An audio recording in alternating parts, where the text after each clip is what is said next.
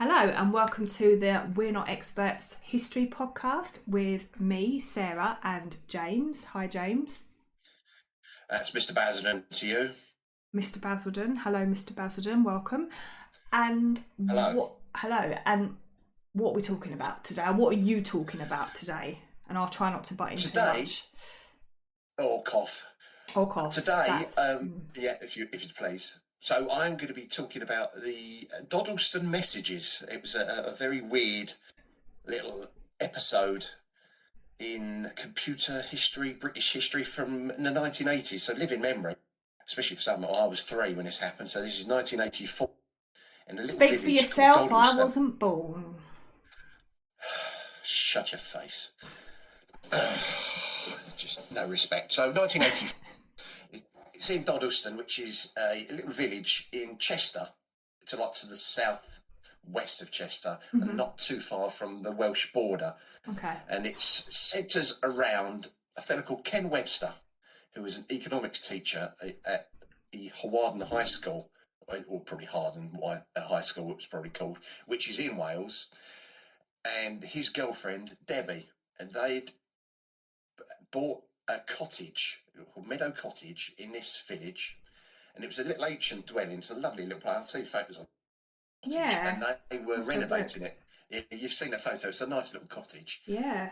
And they'd spent 6 months renovating and decorating the ground floor of this place. So they're having to basically live in a first floor room.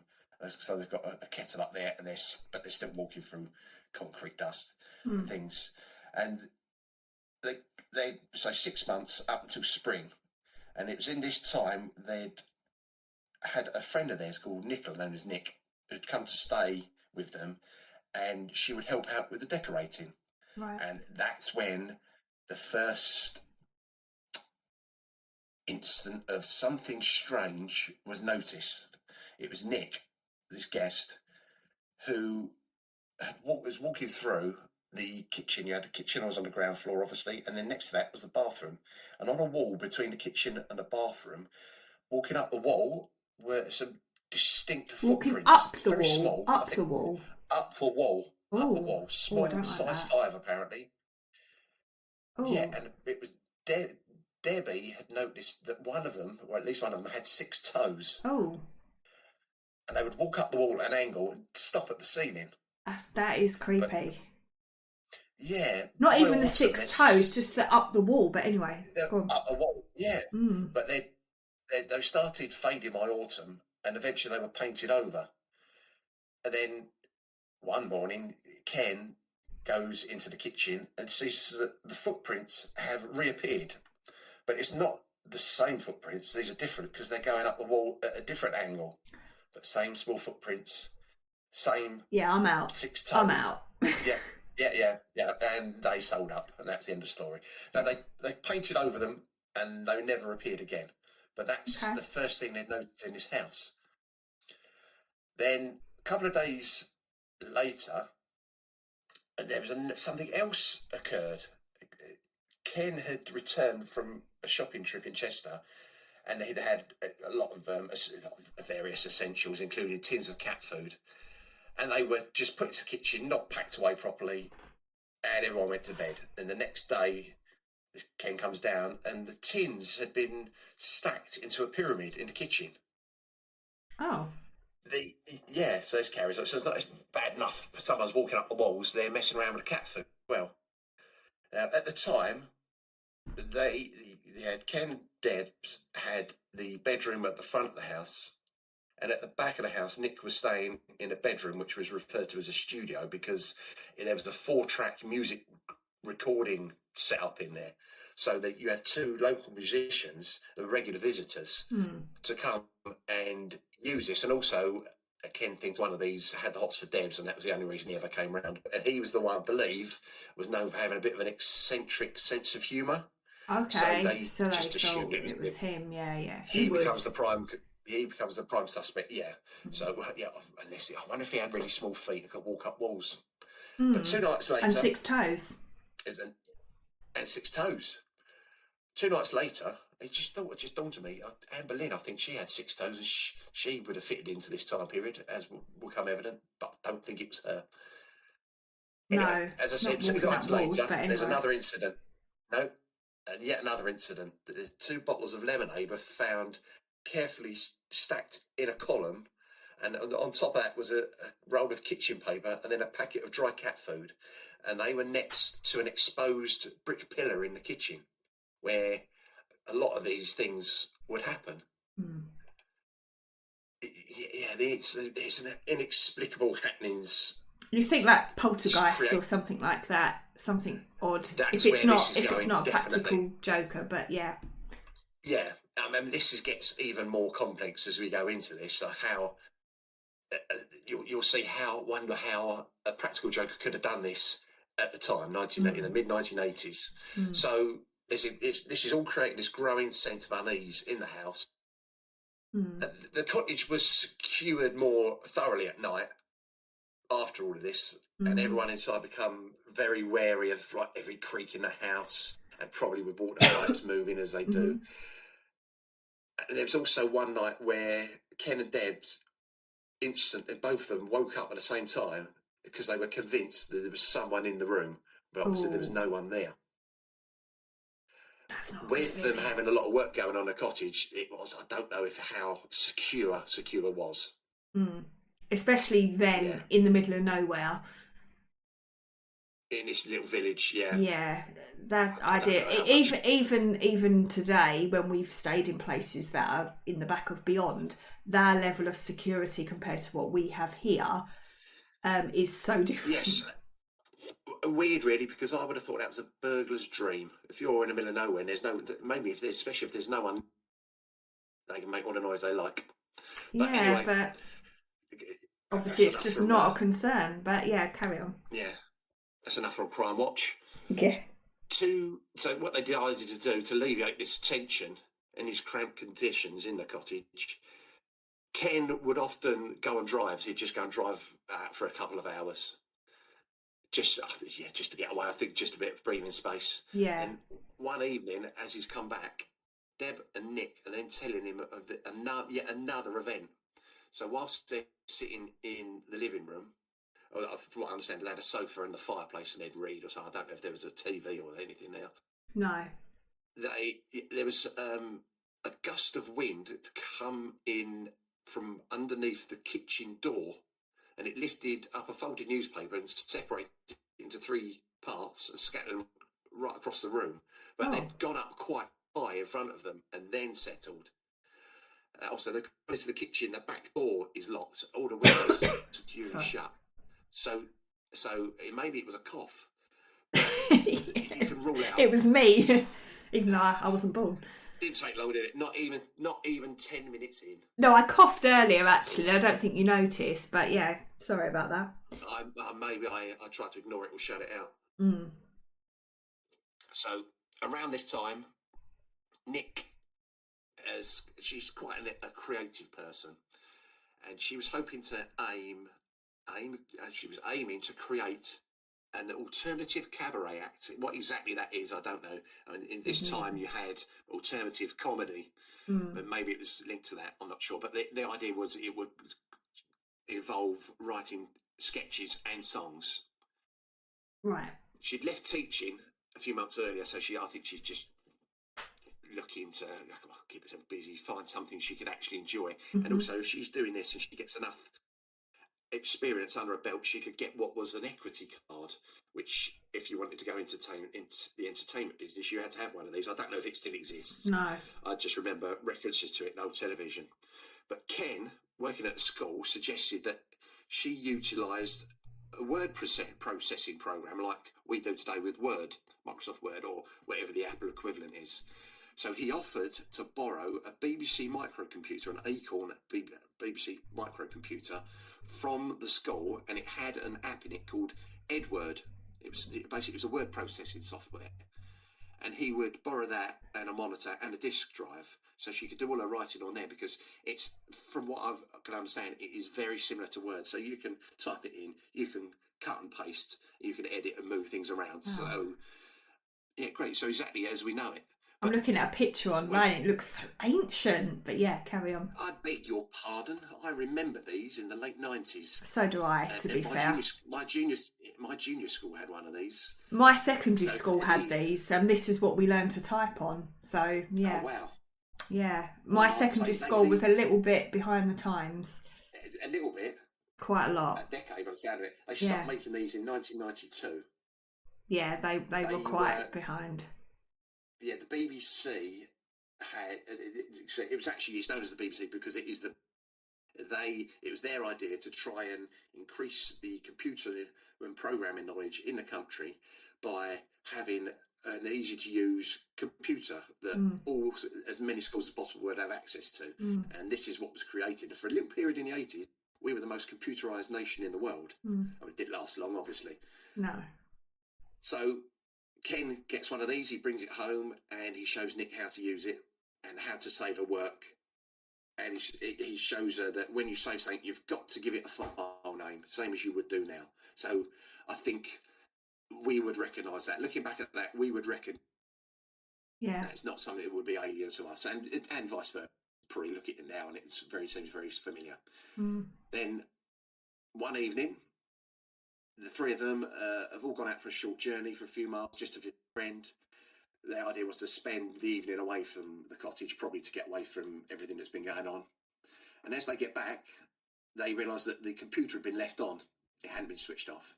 So Ken sits down to be nosy, just to see what Nick's been up to. He looks at the same files, and he's curious to see that it's not just her work on it. As you go through the directory, he sees that normally she would save a file under one letter, like N or O, which means she could only do 26 files. But he also noticed there's one on there called KDN. Right. Which is strange. So he has a look at it. He opens the file, and it's broken. I don't know if you call it broken English. It's strangely written. There's spaces. There's a poem in there, and it's strangely written. There's capital letters where there don't need to be. Half a word's in capitals. But so it's like someone who doesn't really know how to use a computer has typed it. Yeah. Oh, there's something gone wrong with it. It's like I would put it down to you've tried to open an old file computer and it hasn't quite. It's a little bit corrupted or something. Yeah. Yeah. So this file says Ken, Deb, Nick. True are the nightmares of a person that fears. Safe are the bodies of the silent world. Turn, pretty flower, turn towards the sun. You shall grow and sow. But the flower reaches too high and withers in the burning light. Then it says, get out your bricks. I have no idea what that refers to. Sounds like a threat. Pussycat went to London to seek. They want to play Lego. Maybe. It says, finishes with Pussycat went to London to seek fame and fortune. Faith must not be lost, for this shall be your redeemer. That makes no sense. No, it's verging on gibberish. Yeah. So Ken goes back to work. He then prints. He saves on disc, so he prints it out. So there's a copy of this. Oh my god, floppy disks! I forgot about them. Yeah, go on. Wow. These would have been. So the floppy disk you think of is not the floppy disk this would have been bigger. I would have thought this was the generation before. This is 1984. This is Christmas 1984. Nick has made plans to spend the holiday with her parents who live in Basingstoke. Not long before she leaves, there's another instance of stacking. There's a column of lager cans was discovered in front of this exposed pillar in the kitchen again, with 4 tins of cat food neatly stacked next to it. Then also adding to the mood in the cottage, the plastic wrapping that had been holding the cans together appeared to have been burned. Oh. Yeah, so it looks like it's been, but then that will come up again as well. Okay. Kind of escalating a bit. In a way, yes. So not only have you then got this stacking instance, you've also got curious chalk markings appearing on a brick wall. Hmm. So it's just, yeah. So footprints stacking. The strange poem on this BBC computer, and now the chalk marks. So it's almost like there's someone else is trying to. Hmm. We move into 1985. Then I asked what year you. 1985. So, Okay, so although we're not now. until July, so I still don't exist. Well, I do, Okay. but not. Yeah, not in the legal sense. No. Okay, by February 1985, Nick had returned to Meadow Cottage from Basingstoke, and she wanted to carry on with her writing. And while she was in Basingstoke, she'd met some people, made some contacts, which must be in this entertainment industry she wanted to get into. Ken and Deb had found some distraction with the computer by playing computer games on it. And All what right. computer games you had on the what computer games you had in the BBC, I can't remember. It was too long ago since I've used one. Snake, or was that a phone? That was the Nokia, I wasn't think it? that was phone. That was phone. Yeah, Yeah. I'm not sure. I would have thought they were along the edge of Yeah. BBC computers were built for schools. Yeah. Ken kept up, but he had a very pragmatic approach. He intended to draft a formal agreement on the computer using Edward between himself, the two local musicians, in the hope of facilitating a letter to go with their demos to the music companies. Right. So he'd again carried on borrowing one of these BBC computers. Then one evening, Nick playfully suggests maybe we should have a look at the files to see if anything strange is computer. So Ken has a look, and they find a note. They find a letter on here. In Another one. So this is it's the in second English. second one they've had This now. is the second one they found, Right. and I promise this will be the last one I read in because they're difficult to read. It's in English. I recognise the words, but they're used differently, and some of them are They spelled spelt differently. things very differently then, didn't they? Now, this is, yeah, well, I'll come to that. So this says, I write on behalf of the many. What strange words thou speak, although I must confess that I hath also been ill schooled. Sometimes methinks alterations are somewhat bareful, for they break many asleeps in mine bed.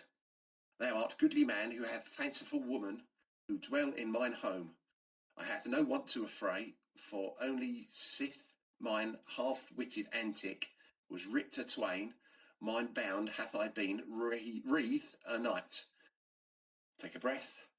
I have seen many alterations. Lastly, I charge house, and thou home, oh blimey, 'tis a fitting place with thy which devil maketh, and costly things that only mine friend Edmund Gray can afford, or the king himself.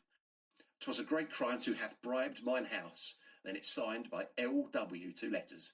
L.W. Blimey. So I kind of Yeah, got the gist of that, but yeah, that doesn't yeah. sound like modern English, does it? No, it's certainly not. Mm. So, having seen the disc, Ken found not only this new arrived message, but also two other blank entries saved to the disc, which Right. it just is even more baffling. So, someone's saved this one, and then two blank ones, two empty files. So, the precise content of this communication again displayed this weird, archaic qualities that has come to define this unseen scribe. Where's this? This is, yeah, they've no idea where this is coming. Mm. I think, yeah, it's a BBC computer. I think if it's plugged into a network somewhere, from what I can remember, you could communicate with people from other schools using this BBC computer as long as they had another BBC computer. Right. That's what I remember. Bear in mind, I haven't seen or used one of these since the very early 1990s, so my memory may not be great. I just remember learning Ken, to type on one, but that would have been the late 90s. But anyway, yeah, I that's suppose that's probably all. Yeah, probably all they would have used it for. Then it wouldn't have been serviced anymore.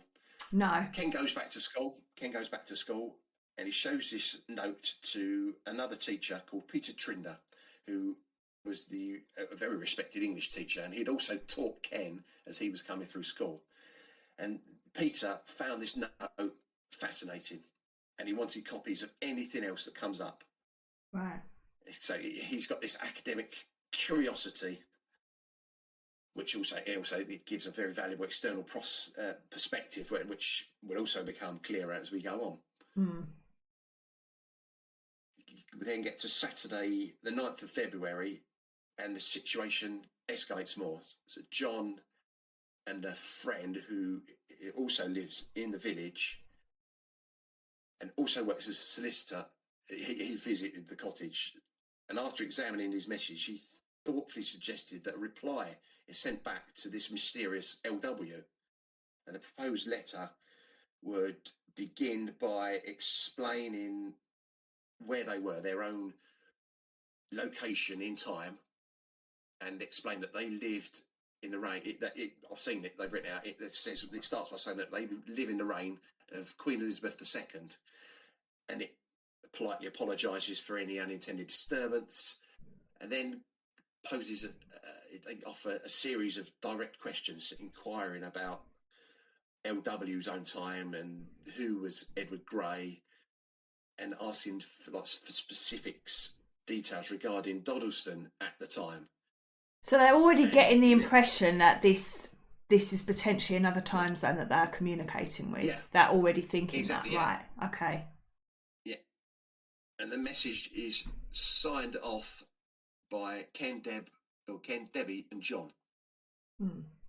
So they're right. I think I'm wondering if that was a conscious effort to try and get a name out of LW, just initials. Yeah. Then the following afternoon, John's gone back to work. He worked in London, and Ken relayed the composed reply over the telephone. And this incoming message, signed and dated by LW, the 28th of March, anno 1521, stated that the king, of course, it says, was Henry VIII, who was, it described him as being 64 years old. It also identified Edmund Grey as the brother of John Grey, who lived at Kinnerton Hall. But luckily John took full notes, because the net message eventually disappeared. Right. It just vanished off the screen. It wasn't saved, it was lost. But if you look at the details he gave, it's not quite right. No, it doesn't. There are inconsistencies. So we know now that Henry VIII was king in 1521, but he was only about 30 at the time. Yeah, I was going to say, that seemed a bit old, 64. It also used modern punctuation. It put question marks in brackets.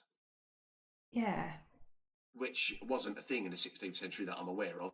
No. Which straight away you think, well, it doesn't know how old the king is. If he uses modern punctuation, is this a hoax? Yeah, I would think that, to be honest. Exactly. Yeah.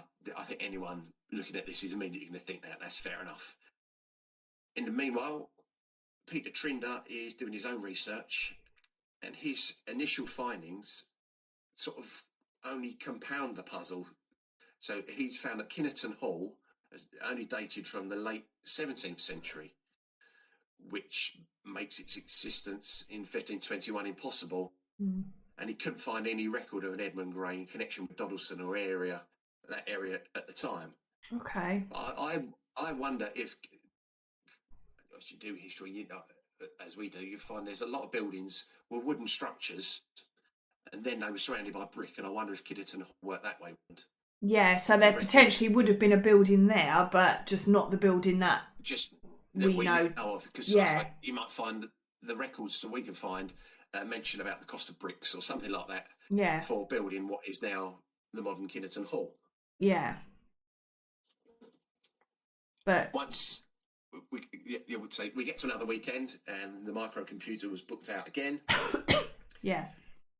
So it's now gone from providing entertainment to actually being a conduit for this time traveling communication, however you want to. Ken had prepared another message for LW. He meticulously posed questions about his family and the local area, and the idea was to not outright challenge this, whoever this author was, but rather to seek the answers to see if they can find more discrepancy, which would just prove that this is a hoax. Right. Yeah, I mean, just the fact that the king's age was completely out by about 30 years. And yeah, quite a lot. That, yeah. I mean, that's a lot as well. That's not just a few years out. I mean, you could tell the difference between a 30-year-old and a 64-year-old. But anyway, yeah, it's a bit strange. Yeah. But Off the top of your head, how old is King Charles? do you know what? I mean, he's getting on. Is he in his 70s now? But He is in his 70s. But I don't know exactly how old yeah, he is. I just know he's in his 70s. I think he's late 70s. I just wondered if trying to back this up, see if. But then saying that, I only know that because I've seen him. Yes, whereas LW wouldn't have been able to see. Chances are most people would know exactly. They'd know that they had a king. But even then, surely, I don't know. I just thought, if it was like a decade out, I'd say, well, yeah, if you've never seen the king. But that's like, if he was in his 20s at the time, 20, 30, and that's quite a big jump.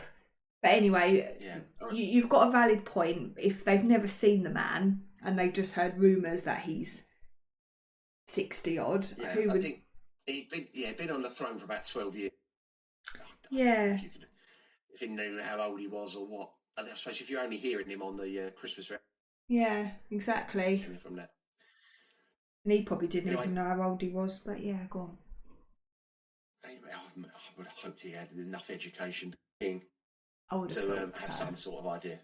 You would think. Anyway, Ken gets back to the cottage one day after running some errands, and he discovers some milk cartons that have been stacked.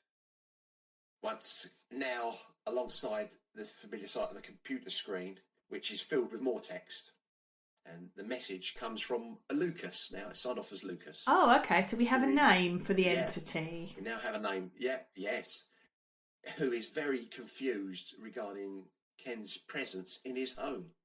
He revealed in his own personal history that he had no surviving family, and that years before, his wife was wretched with thy pestilence, which was a tragedy that also claimed their unborn child. Pestilence. Yeah. That don't sound nice. Nope. So Lucas also explains that he was a farmer, and he was a very diligent, hard-working farmer, and he would recount visits to a friend of his who managed a larger farm and produced cheese, which he absolutely loved. His recollections also included journeys to Chester, where he vividly remembered seeing ships arriving at the port, and noted that it was larger than the Liverpool. Right. Though he also noted that it had diminished in size over the years. Right. He'd also mentioned that he'd overheard Ken's conversations. Don't let it happen again. It's your own time you're wasting. I'll try. If you could. He mentioned that he'd overheard Ken's conversations at school, which he recognised as Hyordin, and it was a surprising hint of curiosity. He inquired if Ken earned. He heard he was a teacher. He wanted to know: do you still earn the greatly sum of £20 per year? Ooh. I imagine teachers now would jump at the chance. Yeah. But I suppose that would have been quite a high profession. For then, yeah. With a lot of people not being able to read and write, but anyway, different times. Yeah, I would imagine £20 was a half decent sum of money then. Yes, most definitely. So Lucas, I say, this was the first time he'd signed off with the name Lucas. He also mentioned the village itself, but called it Dodleston and Dudleston. Right. Obviously, where I am in Basel, and I have seen many different spellings I do know that over time, It's those evolved. names are. Yeah. They do sometimes. They're spelt the way they're pronounced. Yeah. Basildon, yeah. Yeah. So whilst this communication was revealing, it also contained a significant amount of what Ken and Peter considered to be modern punctuation again. Despite this, Ken really searched deeply into the archaic text, and he was absolutely astonished to find the linguistic style and vocabulary were accurate for the era Lucas claimed to inhabit. So this is like a paradox. So you've got this blend of ancient language notation, which just makes it even stranger. And I guess computers then didn't have spell check and all of this stuff, did they? I Not wouldn't like have thought today. so. No, I wouldn't have I thought wouldn't. so. No. No. That is odd. And there was another part in the message. He mentioned when he went, friend would rotate the crops, and as far as I'm aware, crop rotation didn't happen until well after that. I don't know if it was the late 1700s or into the 1800s. Yeah, strange one. Yeah, it's kind of like a whole mix of different times. Yeah, we assume that they weren't rotating crops. That's what I'm saying. Could it?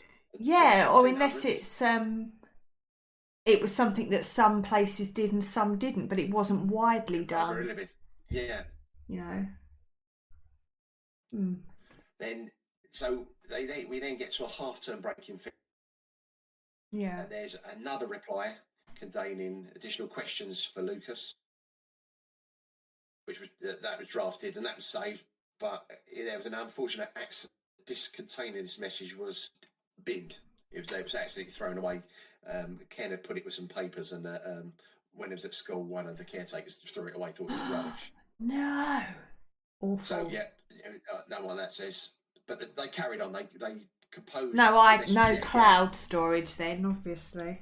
No, none of that. Not on your BBC computer. No. Okay. But they left another message on a computer all day, and they eventually got another reply that evening. And in it, Lucas, he was asked if he knew Bristol, because Peter Trinder, this English teacher, looking at his research, had managed to narrow down some of the peculiar linguistic patterns that Lucas used to a specific dialect found in the Bristol area. Oh, okay. Which was a detail Lucas confirmed. He'd stated that he had family originating from there. Right. And Lucas expressed his wonder at the script device, which was writing machine, the computer, which he thought was a truly wonderful thing, albeit somewhat unkind. Spelled strangely. Yeah. He then reiterated seeing the leams on thy boist, so the lights on the box, a term which Ken assume means lights on the box, this computer screen. And the message concluded that with Lucas inquiring how Ken travelled to school in Hawarden before, he said, I've got to go now because my dogs are troubling the fowl, which seems a weird way. If that's a weird way to end the letter, because if that's happening, surely you'd go. That's that sort of thing. Yeah, you wouldn't take time to. Yeah, your chickens would be eaten before you got outside. Exactly. But this message ended with a full name this time of Lucas Wainman. So that gives our people in the 20th century something else to work on. More research can be done.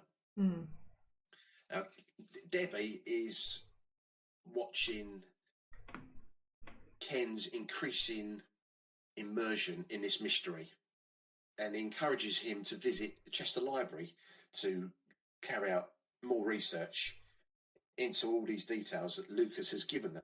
And while he's at the library, Ken was informed by staff that someone else had recently been inquiring about the history.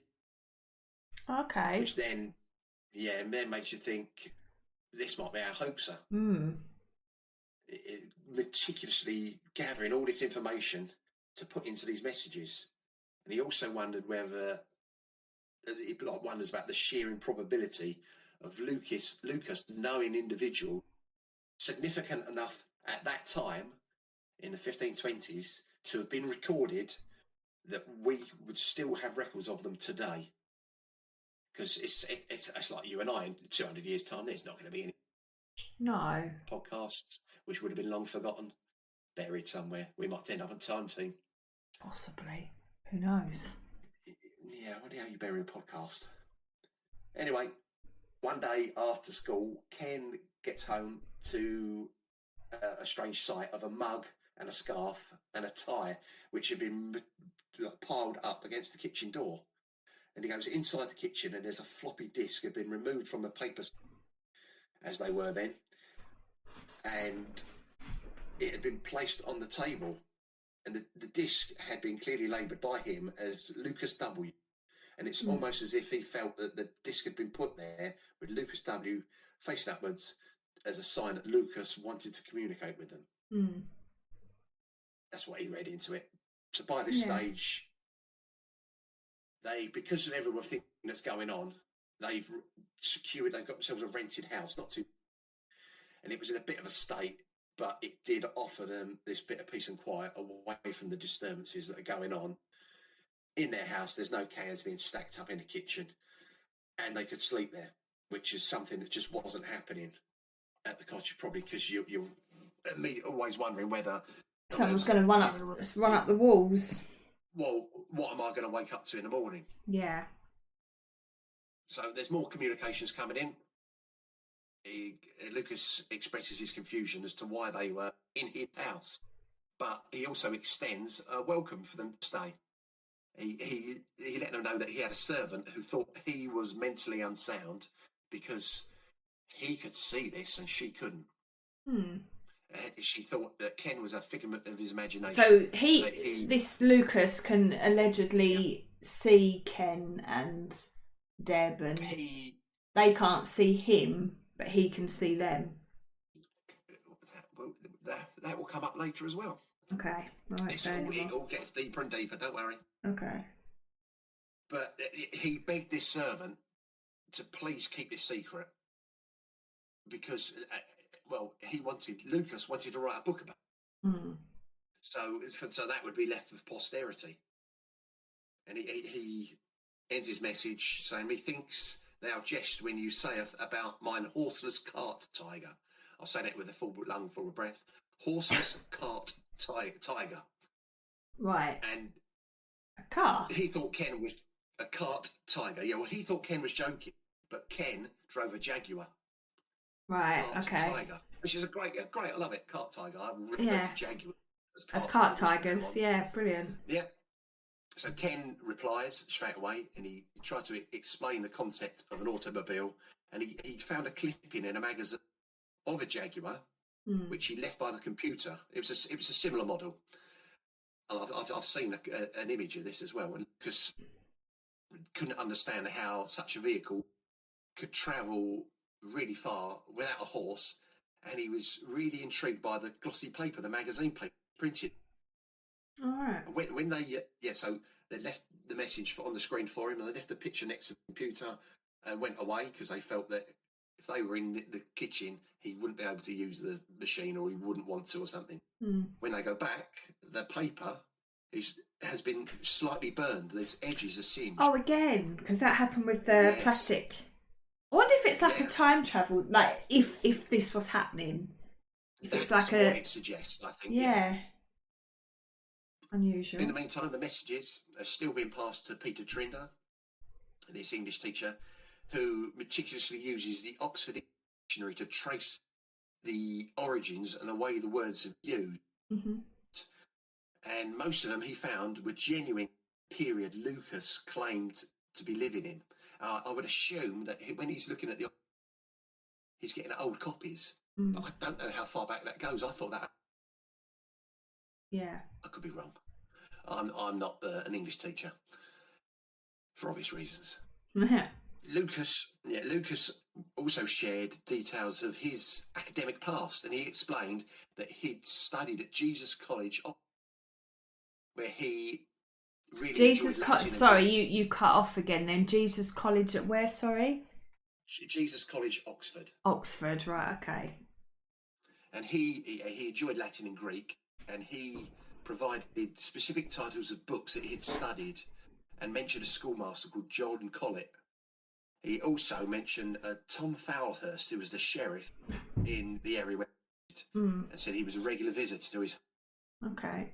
And then he ended this message with a recipe from his cook, as you do, and we've all done it. Yeah. A couple of days later, Peter speaks to Ken at school and it mentions this historical discrepancy that Jesus College, Oxford, was not founded until 50 years after the message was meant to come from. And obviously that's a massive discrepancy. Yeah. Big puzzle. Could it be a similar thing where there was some kind of educational facility there, but it just wasn't official, perhaps? You know, like the old wooden... That was what I wondered. But yeah, it's difficult. Clear. Okay. It all will become clear. There's one Sunday morning, Ken had gone out to buy newspapers while Debbie remained in the living room. As he gets back, they go into the kitchen and they discover there's a new message on the monitor. And Lucas, again, he's expressed his intrigue at a folder Ken had left out, which it was a plastic folder, I believe it was a plastic folder, which contained all the copies of the printing. So he was keeping them all there in order. Right. And he also sought to try and understand the origins of the computer itself. How to explain that to a tutor? Where would you even start? They don't even know what electricity is. Exactly. How do you even go? Yeah, where do you begin? So Ken attempts to explain that humanity no longer relies on horses or machines are capable of performing tasks for man that were created by man, and that they weren't which is assuming what Lucas has assumed. He also tried to explain that the computer was powered by something called electricity, which travelled through wires, and also tried to explain how dangerous it was. And I think he mentioned in this note about there being wires that come away from the computer that Lucas might be able to see. Lucas then replies, and he presses Ken, asking what sort of devil he was and why he hadn't questioned the spelling mistakes in the previous message or challenged the mention of Jesus College. Wait, so sorry, Lucas asked this. Yeah, what? Lucas has asked So is he trying to trick them? Okay, interesting. They send a reply back. They apologise for the oversight and the specific historical mistakes were inexplicable. They were just missed, basically. And this pleased Lucas. He'd clarified that he, in fact, attended Brasenose College, Oxford. His cook, he mentioned, had requested a recipe in return from them for the one that she provided for them. Okay. Intriguingly, he also asked if Peter hailed from his time, Lucas's time, because he mentioned Peter's use of many words that could understand. Right. And he then posed a question in Latin, which was shown to a classical language colleague who thought that the Latin looked like dog Latin. It wasn't particularly well educated. As someone who enjoyed Latin and was educated in Latin, it was shocking. It was offensive. Yeah. It was poor. Yeah. Dog Latin. Yeah. So would it be like their version of slang talk, in a way? What, Latin? No. Dog Latin. No, I think it was poor. It's like if you write in English to someone from another country and they're only just learning the language, I imagine it was been poor quality. Right, okay. So someone that doesn't speak Latin very well attempting to speak Latin would be referred to as dog Latin. Right, okay. I was just trying to establish that. Right. So we still carrying on. Peter, Ken and Debbie have got together and they're making a plan on their future communication and how they're going to investigate this. they could see that there's a real need for their whereabouts to be known all the time for this, because if they're going to prove this is genuine, show that it wasn't them, that they weren't about when these messages are being created. Right. Debbie approached some of her family members to ask them to sit with her as witnesses whilst they're waiting for communications to come through. Right.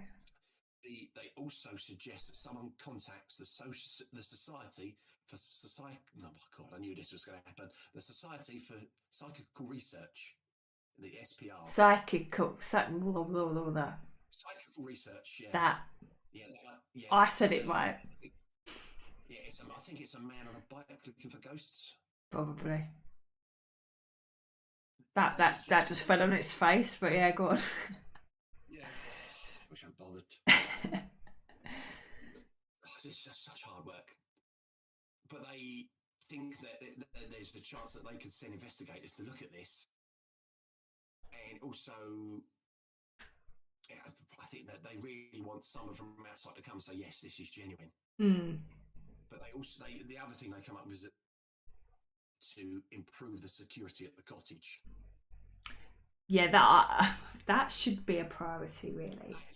Because ultimately, if this is a real person and it is a hoax, somebody's actually getting into their property and messing about with our stuff. Well, I mean, I haven't got a poltergeist, and the only strange messages I get from my computer are you. Yeah. But I still lock up at night. I would, especially because I don't live that far from you either. Walking distance, actually. So. Yeah, that's quite threatening. That is. Sleep well tonight, won't you? Yeah, I've just realised where all the underwear has been going off. Yeah. I'm not angry. I want it back, and it better not be stretched. That's fine. I shall return it in due course. Right. So, anyway, despite their efforts, the poltergeist activity carries on. There's still things disappearing in strange positions or strange places. One evening, Deb's at home on her own as she hears some noises in the kitchen. As she goes in and she finds quite a few items have been moved. They're stacked. And later, she goes back in to make herself a coffee. She's sitting in the living room and the temperature plummets. And then she could feel something put in her hair a few times. Oh.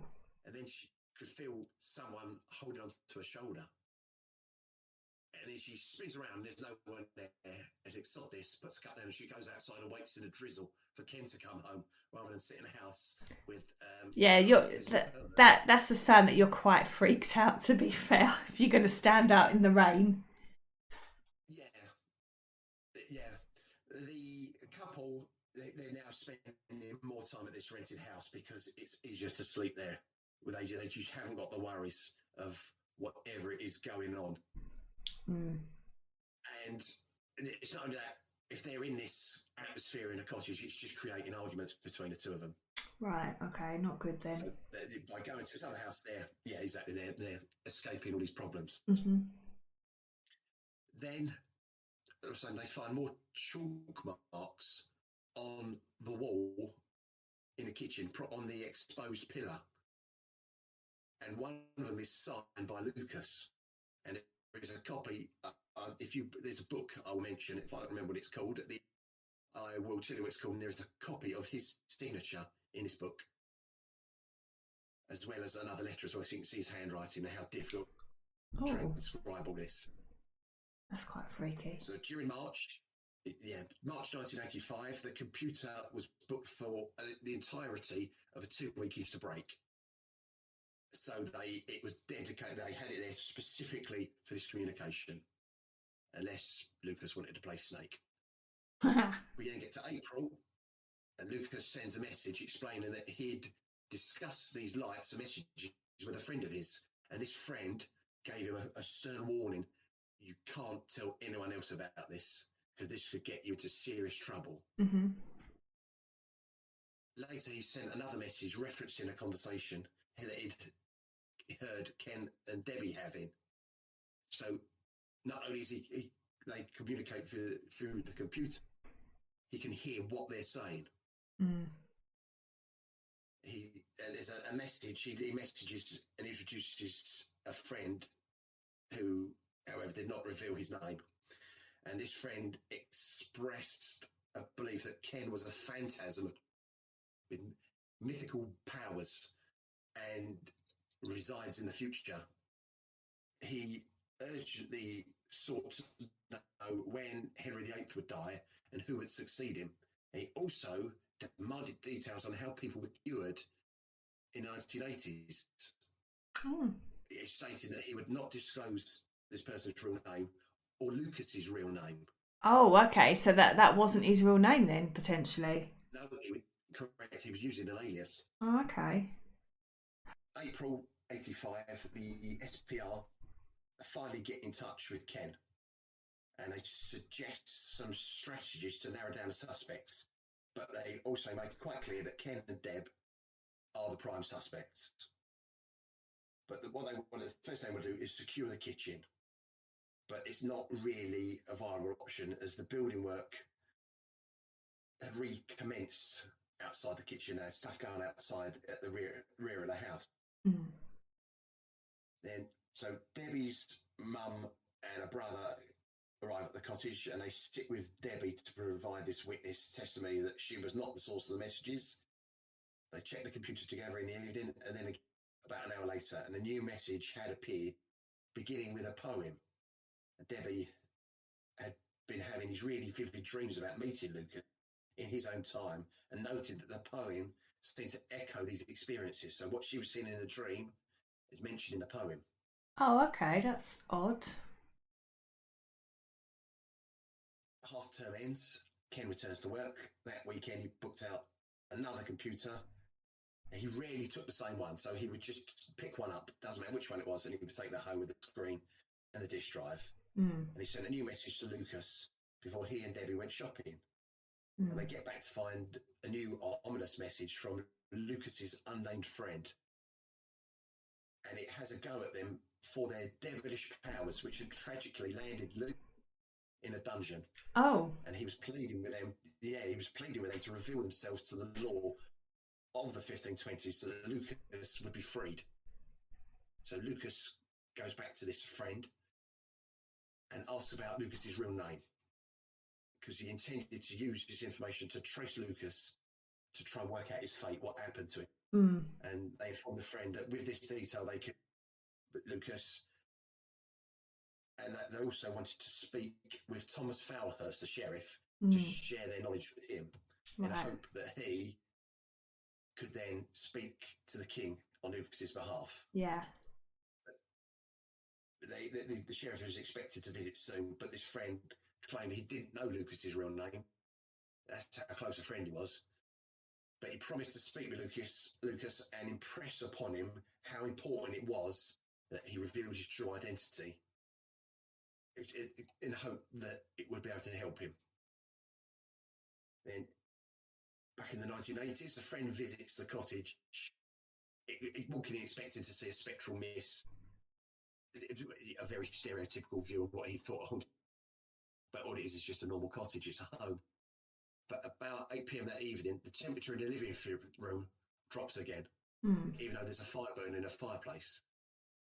The temperature slowly then returns, and they find another message on the computer screen.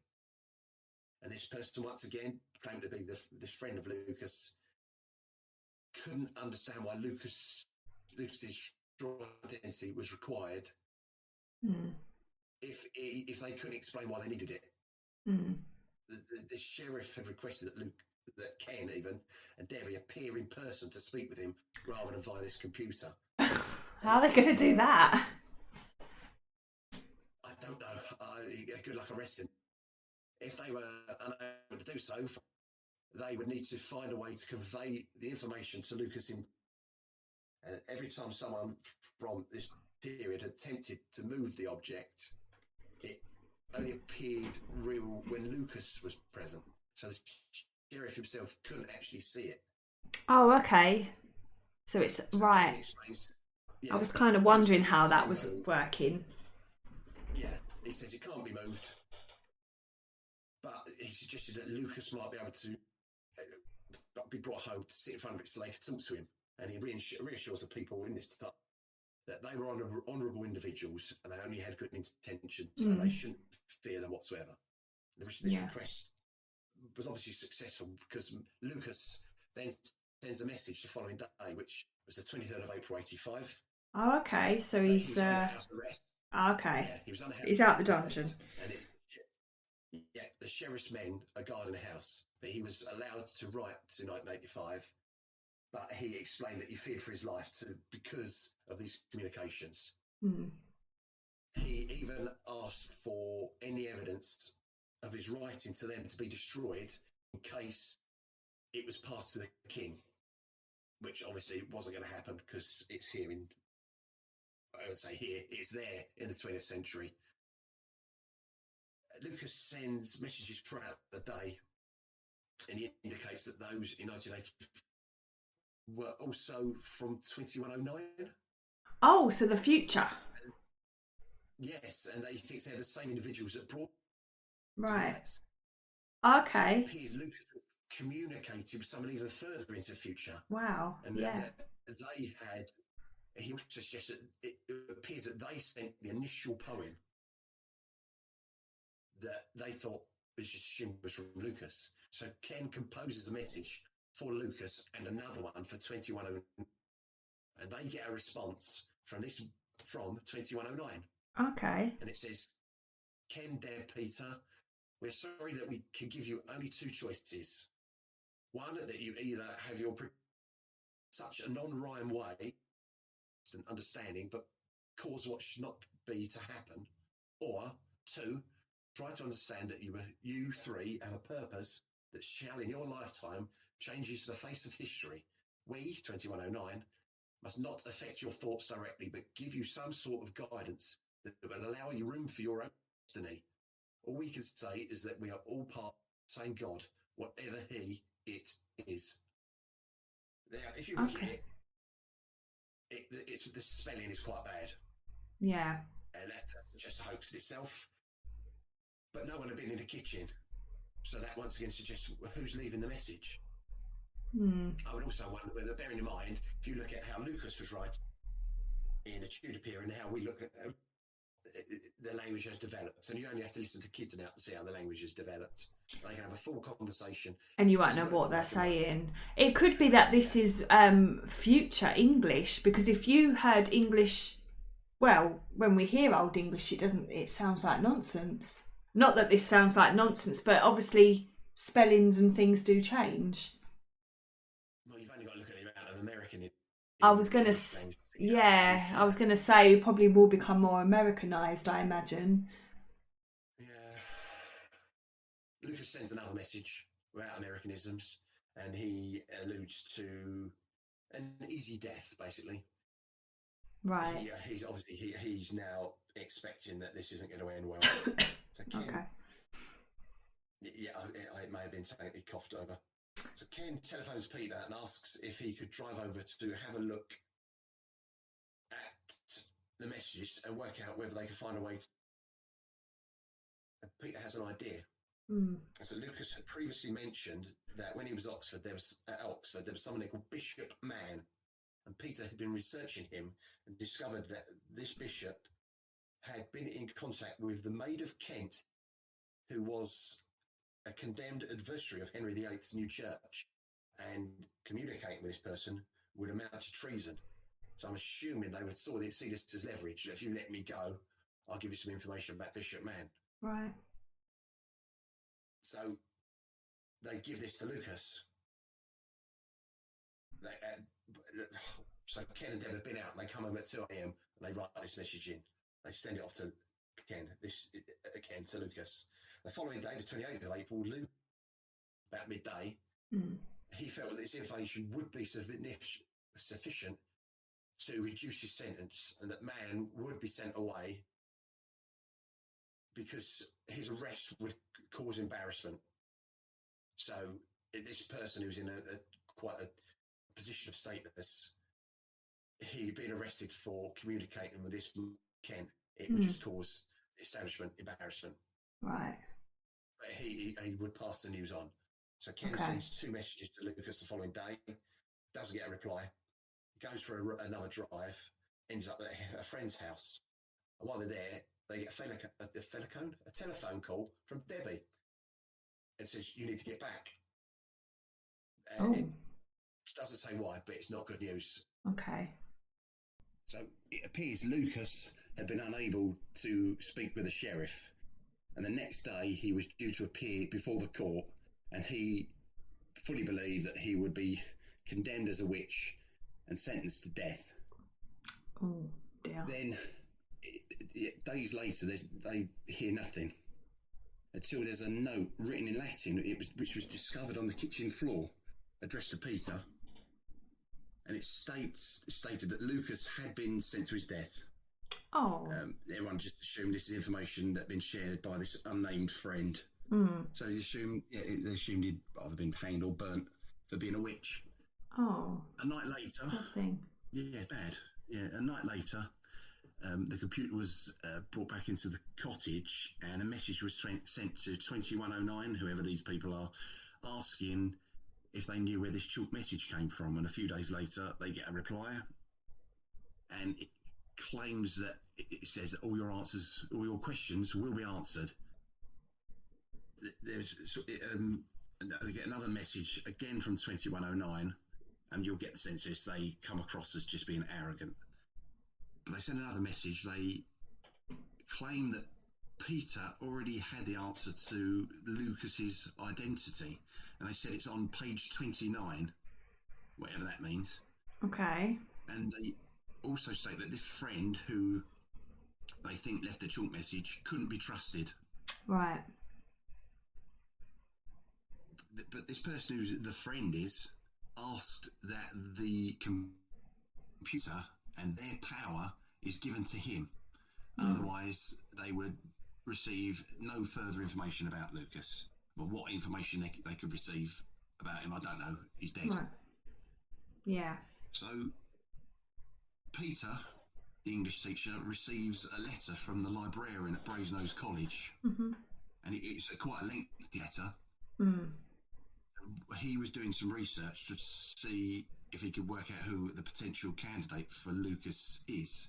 And he'd come across some details of a Thomas Hawarden, but they just assumed that this was got word association because he teaches Ken that. and Peter taught in school. Yeah. Peter lived locally as well, so they wrote that one off. Yeah. It just keeps escalating this. So on the 14th of May, they get a phone call from someone called John Bucknell, who was a field officer for the SPR. And he was assigned to investigate this case. So they arranged that they would meet him at Peter's house rather than the cottage. But if he was interested enough, they would then go on to the cottage. So the following evening, they all go to his house. They meet this John Bucknell, who goes with another investigator called Dave Welsh. So you've got Ken, Debbie, Peter, and the 2 investigators. And they're asking, and they're asking these 3 what their ideas are on it. And Peter was overjoyed at this because they appeared to be quite sceptical about it. So if you could convince them, they would go about it any way they could to prove it was a hoax. And when they did what they could and they couldn't explain it, it almost pointed to the fact that this was true. They were aware that Debbie was the focus of the attention a lot of the time, and that she was usually present when the messages were received, which she tried to downplay because it almost points at her being the hoaxer. Then, as they're speaking to Ken, he's really enthusiastic. He wants to give everything he can, all this information, and all it just leads to is him blurting this inarticulate rubbish out, which just makes it even more confusing. Sounds like Ken we know. Oh my God, yeah, it does, yeah. Interrupting. Yeah, something you don't need to know. But they were sufficiently interested enough to go to the cottage, so they all head up to this cottage. They get the guided tour. Ken sends a message to this 2109 in the hope that there's a response. Right. The investigators have noticed the lack of security of the cottage, and they've also noticed that the loft spaces were open to every household in the row, which... Oh, so it's like terraced houses then? Yeah. Right, okay. Yeah, so I didn't realise go up that. through the loft and down into next doors. Right, okay. Oh, that's interesting. Yeah, so they just assumed someone was doing this. They were getting into the house, sneaking invisibly past everyone in the house, using the computer, And buggering off. Well, and writing messages in Tudor English before then sneaking out again, probably past everyone in the house upstairs through the loft. It's quite creepy. Right, the next day, the 15th of May, there's more poltergeist activity. Debbie has dropped Ken off at work. I think Ken's car was being worked on. And then before heading back to the house they're renting, she pops into the cottage. And as she gets into the living room, she notices that all the furniture has been piled up against the kitchen door. Oh. If you Google this, you'll find a photo of it. They're Yeah. very 80s furniture, all piled up with a bicycle against the kitchen door. All right. So Debbie then walks round to the back of the cottage to have a look in through the window at the kitchen, and that's also in a mess. And the oven's been pushed over, and the only thing that's holding it up is the fact that it's still plugged in, and there's a kettle in the same position. It's just a right mess. So Debbie goes back round to the front of the house. She finds the telephone, which is in the fireplace. Then obviously not its usual home. You'd like, well, it might be a hotline. She leaves a message. Well, That's quick. That was very quick. Yeah, same day and everything. So she leaves a message at the school for Ken, and then telephones a friend and asks them to come round to the cottage. So she's not there on her own. She speaks to the lady next door, who had heard the couple leaving the previous night to go to the rented house, and she'd heard Debbie returning that morning, but hadn't heard anything during the night. So whoever's piling up furniture is Doing very, it very careful. quietly, yeah. Very quietly going up through the loft, and yeah. So it took a full day to put everything back, and Ken was concerned that the SPR would think that they'd put this all on just for their benefit. Yeah. There is a photo of the inside of the kitchen, and the only way someone could get that photo is if they had to climb up on the roof and drop down through the window on the roof to get a photo. There was no other way in until they cleared everything.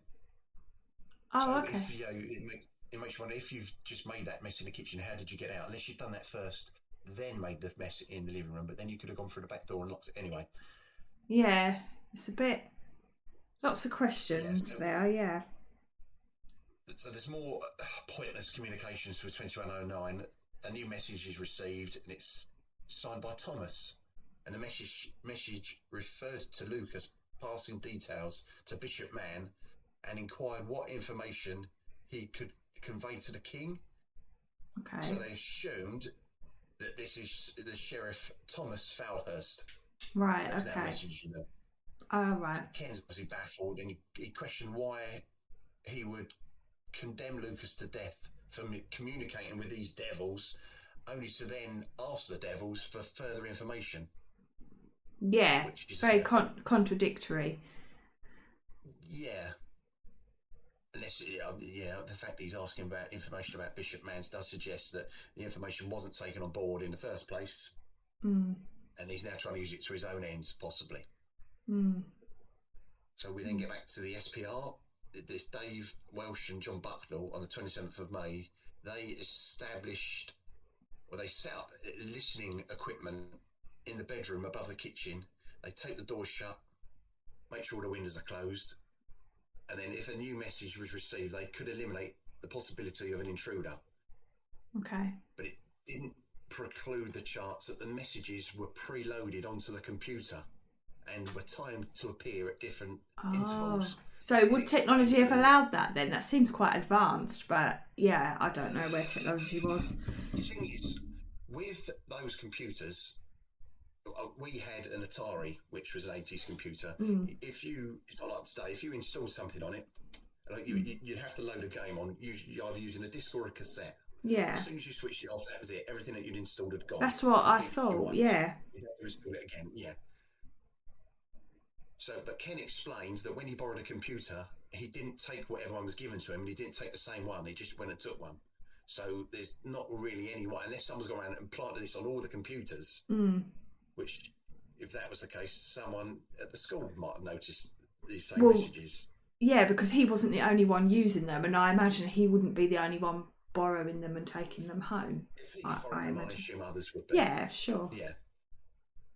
So the SPR send Ken and Peter off to the Red Lion pub, and they stay in the house with Debs, waiting for a message to appear. As they're waiting, there's a loud noise was heard in the bedroom. So Deb goes up to investigate, looks into the bedroom, and she could see that it was just one of the cats that jumped in through an open window, knocked over some equipment. So the cat must have piled the furniture up against the wall. Maybe the cat and the kids from Tudor English. We've solved it. We've solved the mystery. It was the cat. So, there you go. That was it. So that's the end of it. Thanks for listening. About 7 o'clock in the evening, they leave a message for this Thomas, the sheriff.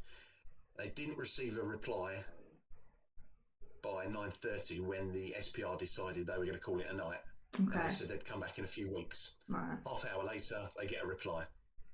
So at 10 o'clock. And it told them that Lucas had defiantly addressed the court. It stood up, stated that the computer must have been sent by God, and that the court itself deserved to be hanged, which is exactly the way you want to go when your life's at risk. Yes, that's asking them to hang you.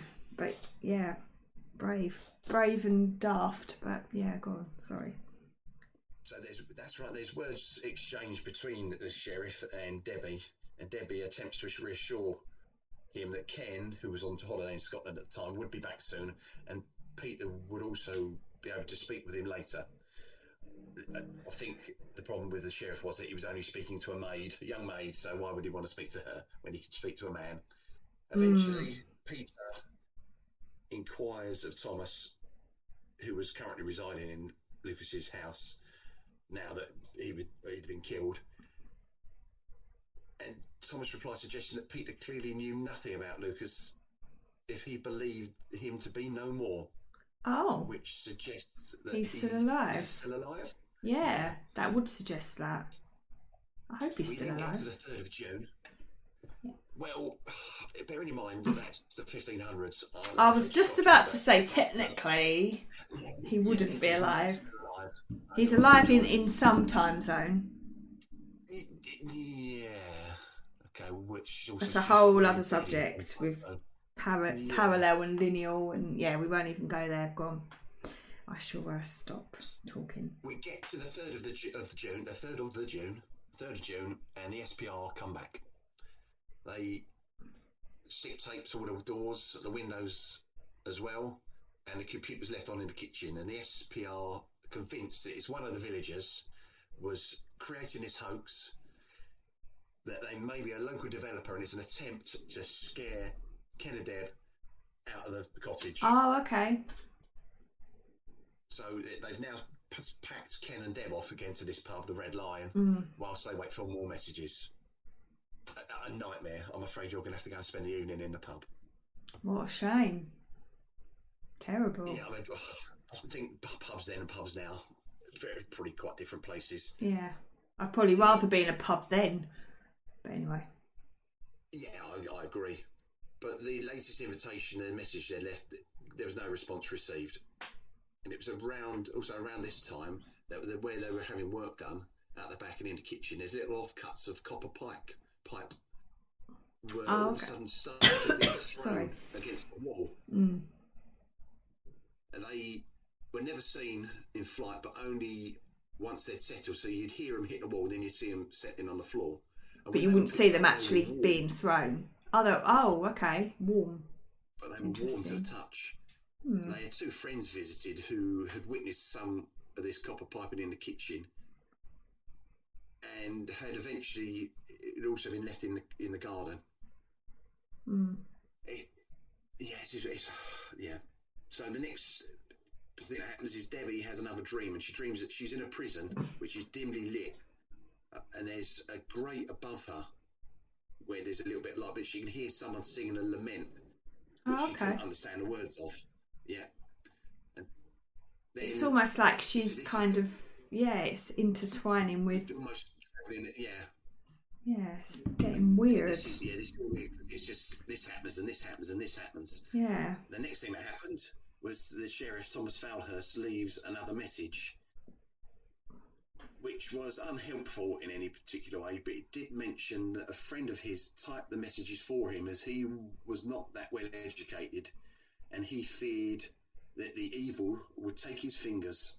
Oh. And a little further down the message was another informing them that Lucas was still alive. Oh, And the okay. authorities were afraid that his death would cause the lights to stop. Right. But whoever this source was knew he was alive, as very few people in the prison sang in Latin, and that he'd heard him. I wonder if that's what Debbie heard then. Yes, that's what it suggests. Mm.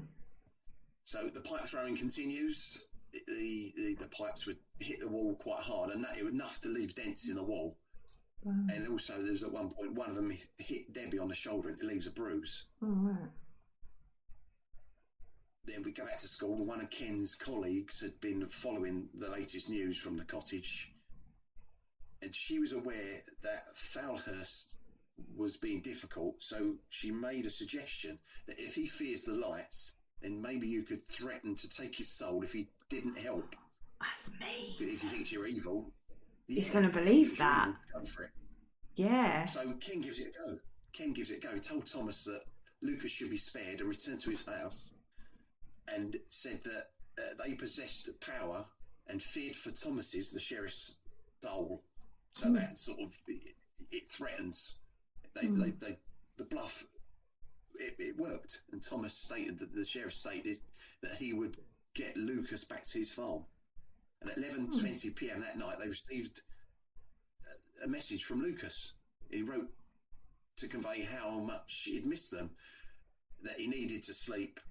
He was shattered. Obviously, he'd been in prison. I don't suppose it's going to be that comfortable then. No. Quiet. I wouldn't have thought so. And he didn't really feel like there would be any more sense in. And he's been singing in Latin the whole time he's been there. He's probably exhausted himself. Well, if others aren't stopping him sleeping, he's definitely stopping them sleeping. Yeah. Well, the conversations between 20th century England and Tudor England carry on, and Lucas was appalled. They're basically getting back to discussing life, what it's like then, what it's like now, and he's absolutely appalled by high-speed air travel. They've explained it to him, and he claimed that he'd mentioned it to his horse, and his horse thought he was mad. So I suppose, he's mad. It's like he's making a joke, yeah. Yeah. He'd also informed that he intended to sell his farm in a couple of months' time, before Thomas Falhurst really realised that his soul was safe and well, and they weren't going to take it. So Ken and Deb have now purchased their own computer. They couldn't afford a printer. I don't know how much a printer was then. Probably a lot more than today. Now it's the ink that costs, isn't it? The printer's cheap, but it's ink. I've never come across a wireless printer that worked properly either. Whereas these ones would have been plugged in, and it would have been the old noisy dot matrix printers as well, but they would have been reliable. But they probably would have cost quite a bit. Right. Likely. With Lucas back at the lights, the Leams, the SPR were persuaded to continue with their investigations. Lucas was quite wary of them, but he agreed to answer their questions. He also began to express concern that the government of their time would seize the lights and use them as their plaything. He was also worried to hear that Peter would be travelling to France, because he'd assumed he'd been exiled there rather than being on holiday. Okay. So I suppose if you're being sent to France in his time, it's because you're... Yeah, you wouldn't just go off on a summer holiday. Yeah, that would have been quite an unusual concept. Yeah. We mentioned in previous podcasts about the English Civil War that one of the pretenders to the throne, having lost the battle, the safest thing for him to do was run to France, go into exile. So I'm assuming that's what we were worried about. Yeah. There's another visit by the SPR, and once again, nothing. Until Ken checks a file and discovered a question at the foot of an 8-page document. So in those days, I don't know if there was a mouse controller. Everything was done on the keyboard, and you would just either press down on the arrow keys, or there was a shortcut which would just take you straight to the bottom of the document, which would make it easier for you to carry on typing, I suppose. Yeah. The SPR see this, but they're unconvinced, and they suggest someone could have swapped the disc for another at some point. And this seems illogical, really, as both discs would need to contain the same questions that were left for Lucas. Right. But they're still unconvinced, and they leave. The message was from Lucas, and it was sent to 2109, asking why his words had been moved. Yeah. As it's just so confusing. So, he's asking him why his words have been moved, as he's trying to communicate with the SPR. And the reply was, it was another typical arrogant reply, informing Lucas that he could not possibly understand why he should not converse with the SPR. So, sorry, the replies come from 2109, allegedly. Right, okay. Saying, I get it. Yeah, we could even explain it to you why we can't let you communicate with this person from the SPR. Oh, okay. That's very condescending, but carry on. If you read the book that I've seen a lot of this from, you will see that most of their messages are very condescending. Okay. We then have another visit from the SPR, again without result.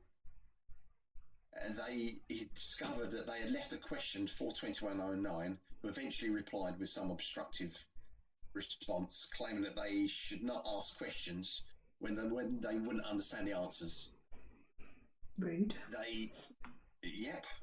They also, especially in the future, what were you going to do to you in the past? What were you going to do to them? They could do what they like.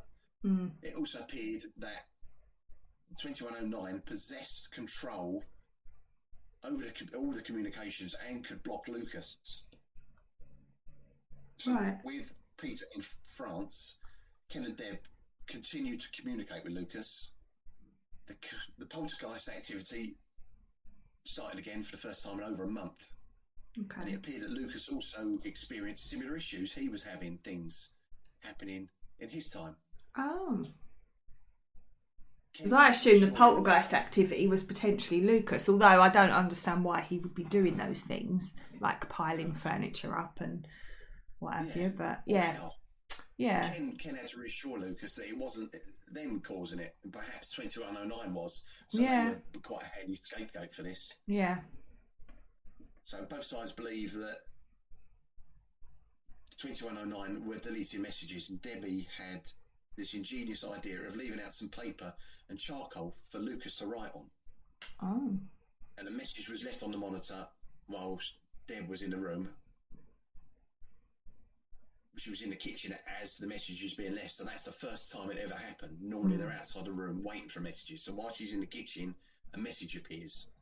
And Lucas requested that the screen is moved to where he'd written previously. Well, he said where he'd written, and this bit of paper was found near the exposed pillar again. So the computer was moved there in the hope that 2109 couldn't interfere. And they propped it up, or they put some boxes of something and propped it up quite precariously. Unless there's plugs there as well, the cables must have been going across the kitchen. Yeah. But it turns out that this was the first place that Lucas had seen the lights, and they were brighter there for him. Oh, okay. So that was like the... Yeah. That was the strong point for him. Yeah. He also hinted at his real name. And this leaves them in no doubt that he was Thomas Harden, or Hawarden as it probably was then. The librarian at Oxford University has suggested it's a possible candidate, and he makes suggestions that this is him. Right. But obviously, because the sheriff is called Thomas, we'll carry on calling him Lucas.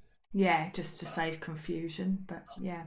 Yeah, just to be even more confusing, there's records found that indicate that this Thomas was expelled from Brasenose for refusing to cross out the Pope's name on some documentation. Oh, okay. This would have been at the time when Henry was pulling down the abbeys and things. Yeah. It also points out that he'd moved to a small village in Chester to avoid this religious revolution. So this is where he'd moved to, Dodleston, as we call it now. Oh, okay. Yes, it kind of ties in, but yeah. It all starts tying in. Yeah, this is. It's great that they've actually located this person. So now he's back at his cottage. He's gone to try and find this his young servant. So this is Lucas we're talking about, isn't it? Yeah. This is Lucas. Yeah, Lucas. Thomas Harden. Lucas. But we'll call him Lucas. Yeah. Catherine, who was his young servant.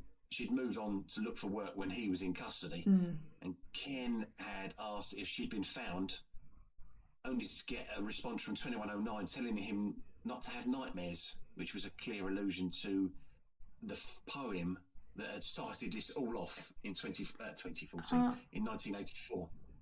So that does suggest they'd sent the poem. Right, okay. Yeah, it does actually. You'd think they'd learn to spell by 2109, but anyway. Well, I just said it might be that's just how. That is true. Murdered a lot in this day and age by Americans and illiterates. They eventually get a message from Lucas. I'm sorry to bore you. No. They eventually get a message from Lucas. Just had a long day. Tells them that Catherine was burnt as a witch. And he blamed himself for this because it was potentially because of these lights. Ken also finds a message chalked on a worktop, but it doesn't appear to be from Lucas. It says, "One more chance, measure frequency by +2 energy. What else other than sound and light?"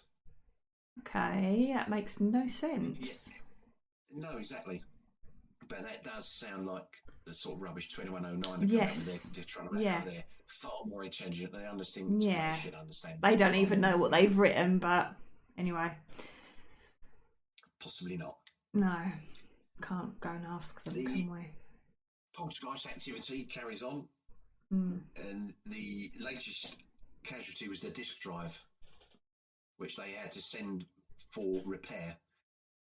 Oh, so it got damaged by a potential poltergeist. Oh dear. Yeah. Okay. So then Lucas informs Ken of someone called One, who had come to his house when this all started. And when he was questioned, this One was questioned if he intended to take the Leem's voice to the computer. One had stated that he had no intention of doing so, and that it was not Lucas's to offer. He couldn't give it to him. Basically, it was there, but Lucas, even though he could use it, it wasn't his to share or to offer, give away. He told Lucas that he had no power over this thing because it was like an orphaned child, whatever that means. Right. He had no idea. He had no idea of the forces that were within it. Right. And Lucas was left with a warning about putting the Leems back on its own, whatever that meant. Yeah. A lot of riddles. It's about this time as well. Yeah, it's. Why can't it be more simpler? Then I suppose if it's not full of riddles, there's no mystery and no one's taking any notice of this. No, that's true. It's about this time. Yes, I just said people love a mystery. It's why these things get remembered. So it's around this time Debbie purchased a puppy, and they called it Lucas. Oh, that's nice. That's quite a nice touch. I quite like that. Ken has a go at 2109 for what he referred to their childish behaviour, and demands to know why they had prevented him from communicating with Lucas and to explain the poltergeist activity. And they reply with an explanation of what caused the activity, and they claim it was a surplus kinetic energy. They also state that the last recorded injury by poltergeist was in 2006. Right. So that really could be something that we can look up. I don't know why I haven't looked up yet. Ken was told that he would be allowed to converse with Lucas once things cooled down, in inverted commas. Time would stand still for Lucas, so they could continue from where they were. Right. So it appears. So they can control time, from what they're saying. Yeah, the past. It appears they were not fully in control though, because Lucas could still communicate by writing to them on Right. pieces of paper they'd leave out for him. Okay. You've also got the SBR, they're still interested in communicating with 2109, but the one question that they were limited to, 2109 said, yes, we'll talk, but you can ask one question only, arrogance. Yeah. They also, I think 2109 wanted to know if they knew Lucas's real name yet as well. They kept asking about that. Okay. So they don't know this, obviously, then, what his real name is. They do. I think it would suggest they do. Right. So they keep prompting 2109 about the poltergeist, and they tell Ken that the poltergeist was created by kinetic energy, and that the individual it was attached to gave it the form of a ghost or of a person, and that would also constitute the character of this ghost. They informed him that the last recorded communication across time occurred in 1941. So someone in 1941 was communicating with someone from the past. Oh, But there's okay. no record of this. But then you could guess that they've said 1941 because this is in the middle of a war, so it might not have been recorded. Yeah, or it did get recorded and lost. So we're potentially due another one then, because that's like 40, well, just over 40 years on. Yeah. And we're well, give it a few years. I wonder if it's like like pandemics, they come around every sort of. Yeah. But anyway, 10, I don't 20 know. years or so, yeah. Yeah. Or it might be, it's not until the 22nd century, which is when 2109 are writing. Right, yeah. Anyway, Ken admits to them that they now know Lucas's identity, which causes some panic with 2109, who demanded to know everything that had been said between both parties since they'd found out. And it apparently meant that there were two Lucases in the house. So it makes you wonder if there's the one who's using the computer and the other one who's writing. But 2109 would need to determine their next course of action. And apparently time was of the essence, and failing to do so could cause a major disruption. What sort of major disruption that is in the space-time continuum? Don't know. Yeah, they're light on detail. So Ken sends them all the details he's got on Thomas Harden. Someone or something had written on the exposed pillar, asking them what they were afraid of, and the stacking starts again. There's several tins stacked up, and this would be next. What is it with the tins? Stacking tins. Yeah. Odd. Yeah. It's Ken. I think if I was listening to this podcast, I'd have turned it off by now. It's boring me. Ken asks 2109 if they could do something about the poltergeists, and they state they would do what they could, and had some questions for Dave Welsh, who was one of the investigators with the SPR. And what did he think? The question he asked him was, what did he think of conjectural tachyons? And he wanted his theory on causality. So that meant the SPR would need to be contacted again. And Dave Welsh replies. He expressed an interest in tachyons. Oh, bored even talking about it. He explains that these were particles whose existence could only be conjectured, hence the term conjectural tachyons. But they were believed to move at the speed of light and therefore could move through time. Oh, okay. But it was almost as if they were aware of his interest in the subject. Right. And they admitted to having... Yeah, they admit that they, in the past, 2109, admitted that they'd subtly edited some of Lucas's messages. And they also asked for this who was the one. They wanted to know who it is. So that either suggests they have no idea, or they're trying to find out whether 1985 know who it was. Right. It's confusing. It's confusing me now. I've read the book and I'm still confused. It is. It's not your usual state of affairs, is it? It is very kind of strange, and it is very complex. Yeah, that you're right. For a hoax, it's a very complex hoax. Yeah, very kind of deep, but if you're trying to start a hoax, you'd keep it simple, surely. I mean, I'll talk as someone who's well, never I tried would. I mean, not that I've ever played a hoax on anyone, but yeah, why make life complicated for yourself? Just keep it basic. You've got to try and remember all that. You've got to Exactly. try and Remember what you've done. Yeah. It's quite handy that they're printing and writing these out, I suppose. Mm.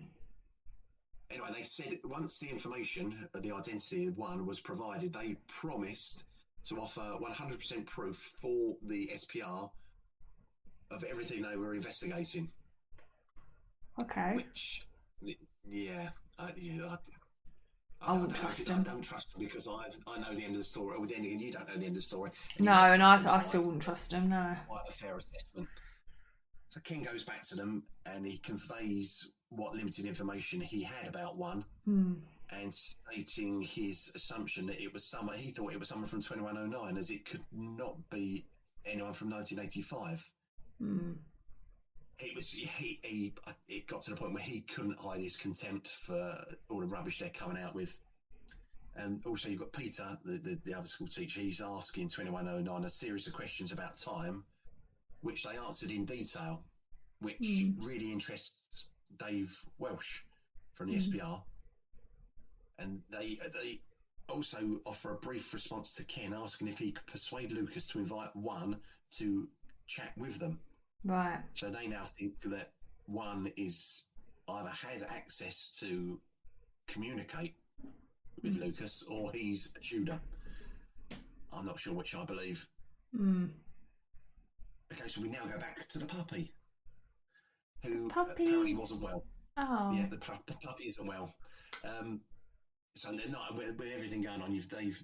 It's the last thing you need, a sick puppy. Yeah, so they call a vet out, and the dog's diagnosed with parvovirus. Oh, that's not good. It's very dangerous canine disease. And they give the dog an injection. Debbie remains with the dog, so she doesn't leave its side all this time. The stacking is still going on in the kitchen, and 2109 eventually respond to Ken's message about the SPR's impending visit by stating that they'll be there before you. So basically that suggests that we'll be waiting for them. Okay. Yeah, not helped by their very poor spelling. So David Welsh sits at the computer and types out 10 questions for 2109. He's the only one who can see this, so no one else goes into the kitchen. And after 45 minutes, the idea was he would delete them from the disk to eliminate the prime suspects, Ken and Debs. Yeah, obviously they live in the house, so naturally they'd be the suspects. Yeah. So this David also offers an alternative explanation for what's going on, and that the messages could be sent down the earth wire of the power cable into the computer to someone next door, which just annoys everyone. So kind of like a early email. Did we have email then? I don't know. I didn't even know when email became a thing. The first email was sent in the 60s. The first email in this country was sent in the 70s by Her Majesty the Queen. Really? I didn't know that. That's really interesting. Yeah. When did email actually become a thing, though, where it was started to be more widely used? I suppose the internet was invented in the late 80s by Tim Berners-Lee, and so probably in the 90s. I was going to say, because I vaguely remember when I was at school, and this would have been sort of the mid to late 90s, and I remember when we got internet for the first time, we had a computer lab upstairs, which sounds very technical, but it wasn't really. And I remember it just being a screen with text on it and thinking, what's the big deal with this? And from there, it rapidly just blew up, didn't it? But I just can remember just seeing this screen with text and thinking, what's all this internet nonsense? Like, what's all this about? And anyway, but God, I feel old thinking about that. Well, you are knocking on a bit. I am. Younger than you, though.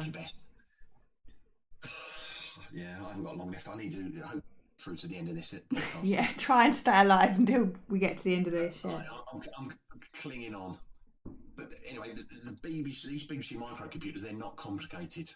If you can compare them to what we use today, they're miles away from what we've got now. My mobile phone is far more complicated than a BBC micro. Yeah, I can believe that. Well, no. Ken asks David, well, how does this work then? How would that work? But he didn't have an answer for the questions. No. Okay. From what I understand, I don't know whether the modem would be built into the BBC micro or you had to plug it in separately. Don't know. Can't remember that far back. No. They get to 10 o'clock that night and the files are checked, but nothing's received. Okay. But they ask Ken if he'd pass on any reply should they appear. Okay. But bear in mind, any reply will answer the questions that have been left for them that Ken hasn't seen. Right, so Ken can't really generate a reply then, no. Can he? No. I see. Okay, that's quite clever. Yeah, I quite like that. On to the bad news. A few days later, the puppy dies. Oh no, Lucas! That's not good. Poor thing. The reason I mention a puppy is because Lucas in Tudor England, he sensed the sadness in the house and sent a handwritten note. Aww. He left them a handwritten note, and it mentions house. It's a note packed with sorrow. Basically, he also told them about the man from who he took his name from. Right. So even though his name's Thomas, he used the name Lucas because when he was a lad, he was based in Bristol, where his family used to work on the ships there. And one day, this fellow was walking along, dropped a book, and Thomas picked it up and mentioned the book and about learning, and this bloke basically took him under his wing. Oh. And would teach him. So when Lucas had read all of Lucas's books, not to confuse the issue, so the bloke would go to, I don't know if it was a library or where he worked, and would borrow, in inverted commas, books for Lucas, and he got caught for this. He got what, sorry? And he died in prison. Oh. He got caught. Oh, poor thing. And he died in prison. And because he had such an impact on Al Lucas's life, he stole his name. But yeah, no, I know what you mean. The note, I don't know if you can see it online, it's definitely in the book. Right. But they kept it. They put it in a frame and hung it on the wall. Oh, wow. All in Lucas's hand, and I have got an image of it. It's quite. If that is genuine, that is a pretty neat thing to have. A personalised note from Tudor England. Written to you, yeah. Yeah. But no postage stamp though. That would have been a great giveaway. Yeah, that's another thing. When did the post even? Anyway, no, we won't even divert. Continue. Yeah. No, it was left next to that post in the kitchen. Right. Ken then broaches the subject of one with Lucas. Lucas only states that one spoke of his powers and that he was not to speak with 2109 as they were geckowls. Which has been, we think means taunters. I've looked this one up. Geckowls is a Dutch word meaning chatters. Right, okay. Kind of ties in. Chattering or, yeah. I suppose both English and Dutch are Germanic languages, so it might have been a word that was still in use. Yeah. When we should bring it back. On the 27th of September, they get a message from 2109 left for David, which was read to David over the phone. And although they didn't directly answer his questions, they did make reference to them. So Ken realised that this effectively ruled out the human suspects, as none of them had seen the questions. Oh, okay. So surely David would have noted that. Yeah. But the SPR are quite obviously losing patience with 2109 and Ken. They're determined for it to be a hoax, aren't they? I'm sure. Yeah.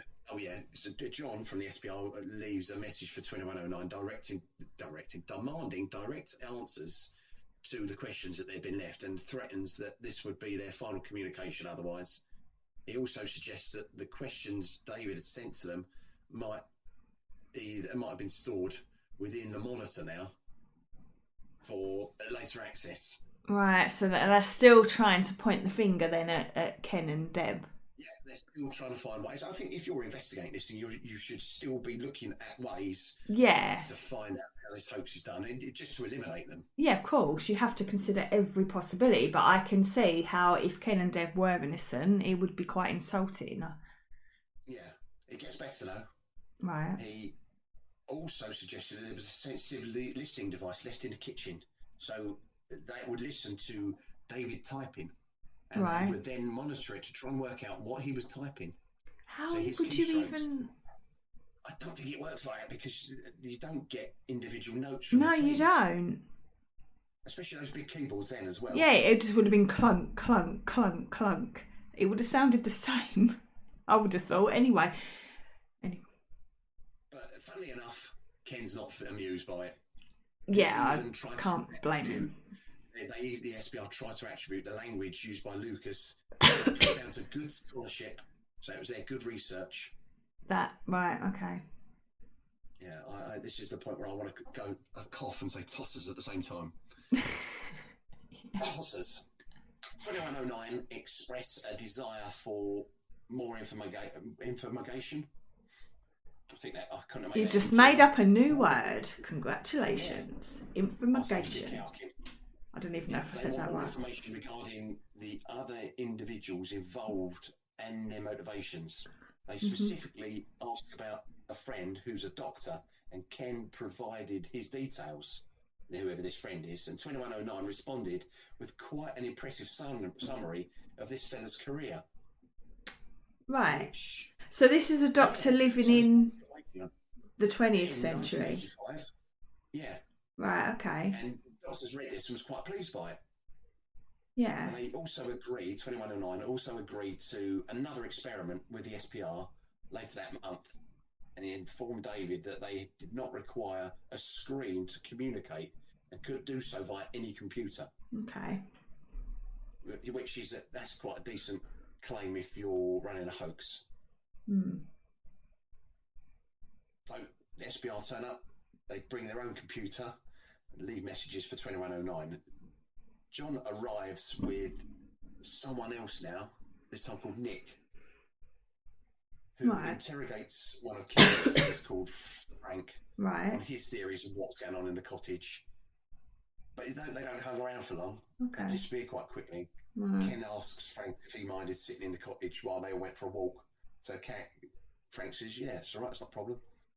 Just thinking about what's going on about this interrogation.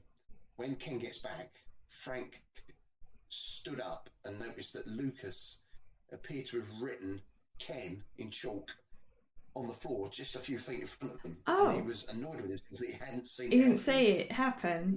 He probably done it. I mean, he stands up and noticed the word Ken. Well, you don't know, do you? No. I wonder if he can match his handwriting. I suppose if they've got a letter on the wall, which they put up in the kitchen. But writing on a letter with ink and paper as opposed to writing on the floor with chalk. Yeah, it was charcoal. Even that. It's like trying to write on a blackboard when you're not used to it. It's dreadful. It doesn't look like you're writing. No. They did leave Lucas a fountain pen to write with, which he didn't mind, but he didn't like the ballpoint pen. Okay. Yeah. Just as an aside. We get to October 1985. And Ken is offered a research job in Manchester, which meant he could leave teaching, which is what he wanted to do. 2109 replied to the SPR, and they inquire about the identity of this Nick, and warning them not to play games or they wouldn't get any more information from them. They added a message for Ken asking him to tell John that someone had gotten too close to the computer when it was being operated, and to bring back the BBC Micro. Right. They also say that Thomas would speak to him later, which I assume is Lucas. Yeah. Got to get used to hearing him referred to as Thomas, because in my mind he's Lucas. Yeah, I'm now wondering myself, how much longer is this going on for? This information was passed on to John, who would not provide any more details about this Nick. And 2109 desired further information so they could conduct their own research and apparently subtly alter history. Ken isn't amused by all this, but he goes back to John and finds out that this Nick is someone called Nick Sowerby Johnson, who, if you Google, you will find information on. Oh, okay. I'll have to do that later. Yeah. I can't do it right now because I've had to unplug my keyboard, but anyway. Yeah, is that because of I could hear what you were typing and work it out for myself? Yeah, couldn't risk that. I might be typing rude things about you and I don't want you to know. Over and over. Yeah. But when will this end? It can't be much longer. Lucas carries on writing to 1985. He's concerned that 2109 controlling the paper he writes on, which seems unlikely as Ken had got the paper. Then while they're trying to sort of ask Lucas about life, that he draws an image of a windmill and a map of the location of Dodleston, and they can't really marry it up to what they know of Dodleston until someone points it out that if he's drawn a map, he's really concentrating on things that mean something to him, and everything else is by the by. So not to try and read too much into it. Yeah. But it does point out certain bits I think they recognise. We're in late October 1985, and Lucas lets Ken know that he would be leaving his house in 3 weeks' time. And Ken sends a sad response to him. Because they feel, and if you read the messages, there's a lot of admiration for the two of them. Yeah, they've almost become like friends in a strange way. Yeah. Yeah. So with this in mind, Ken and Deb plan out how they would spend the last 3 weeks talking with Lucas, and they begin by asking him about the earlier messages he'd sent and try and work out if they'd been altered. And he confirmed that they had, because he'd never mentioned Edmund Gray. So what he points out that his first message should have been, "Good Ken, please forgive words to paper, as I think they may be removed if 2109 see them. The words your maid showed me are not altogether what I said. Though they are all my words, they are jumbled. The words on Edmund Gray I didn't write, though. Oh, these words are like mine. The first script said as follows," and bear in mind, this has been translated into modern English, so I don't have to fumble through and try and pronounce it. Yeah. "I speak to you that you will answer. Why do you keep me awake at night with this device that does shine at me like devil's teeth?" First thing I think of when I turn my laptop on. Yeah. "Your words make me think you are uneducated or you're from overseas, as your manner is strange to me, and you have many costly things that only the king could afford, like tins of cat food. This device is causing me some difficulties. I am concerned it will harm me. Why are there people walking through my house? They are welcome, but why can't they see me? Why do you move all my possessions around my house and break the boundaries," whatever that means, "that I'm surrounded by? I cannot allow you to persuade me to leave my house unless you explain your intentions." I wonder if... Sorry, by boundaries, I wonder if the walls have moved, so he would see them as walking through walls that weren't there in his time, but they were there by the time Ken and... Because I imagine in all of that time, the place would have been altered, and it wouldn't be exactly as it was back in the 1500s. Yeah, he does describe his house at some point, and it does match bits and pieces of the cottage. Right. But this message, he said, "This is the message I left," that does imply heavily that 2109 had edited it. It wouldn't be long before they were back in contact. They expressed their dislike for this Nick Sowerby Johnson, and they referred to him as a crashing bore. A bit like someone I know. No, I'm joking. That was a joke. Cut to the quick. But what I don't get, if they couldn't find any record of him in 2109, why can I find records of him in 2025? Anyway, they ended their message with a threat saying, "Let them annoy us one more time. They'll so know that this isn't a hoax." They'll so know. Of the SPR. They'll so know it's not a hoax. So know. Sound like children. Yeah, I think so. Apparently, everyone is getting annoyed with everyone. 2109 and 1 would also argue on screen, as one joked about ruining 2109. Oh my God, this is confusing. It ruined 2109's attempts to communicate with the SPR during their last experiment, and 2109 asked one to speak only in cipher so it wouldn't confuse 1985. And then this one had a go at them for their poor use of English. Right. So they're all basically falling out with each other.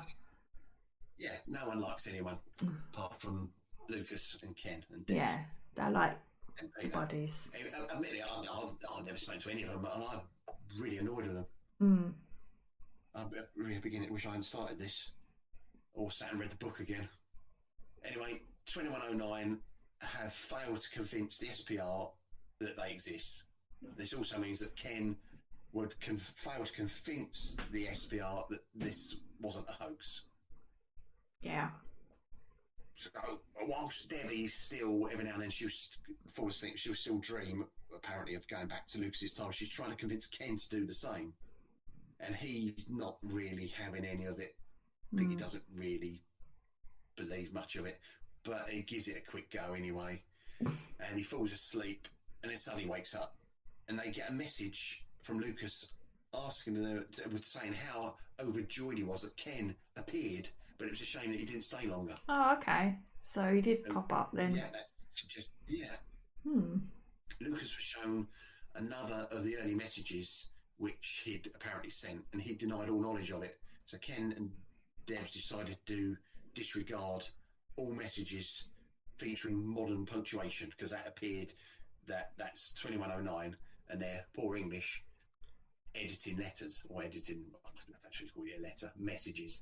Right. Drink of water. Come on, you can do this. You've got this. Yeah, God, I wish as much as I find this interesting, I wish I hadn't started. Well, you started now. You might as well finish. Yeah, so 2109 asked Ken to get this Nick to use the computer, as they would find it easier to trace him this way. But his patience with them was exhausted, and he ignored this request. Mm. Then we get to the 7th of November 1985. I'm 4. Don't remember any of this. And they get a partially cryptic message. I'm under a year old, but I do exist. Irrelevant. But they anyway. Well, you were as annoying then as you are now. Probably. Oh, yeah, most likely. Patience to take that, man. Yes, yeah. But they get a cryptic message which appears to be from one, informing John, Nick, and David of one's power, and that one must be obeyed, as one could obstruct communications if desired. Right. Makes you wonder. Someone keeps referring to themselves as one. Maybe this is the Queen using that email. Possibly. Yeah, because we know that she sent an email before then. Yeah. Let's rule nothing out.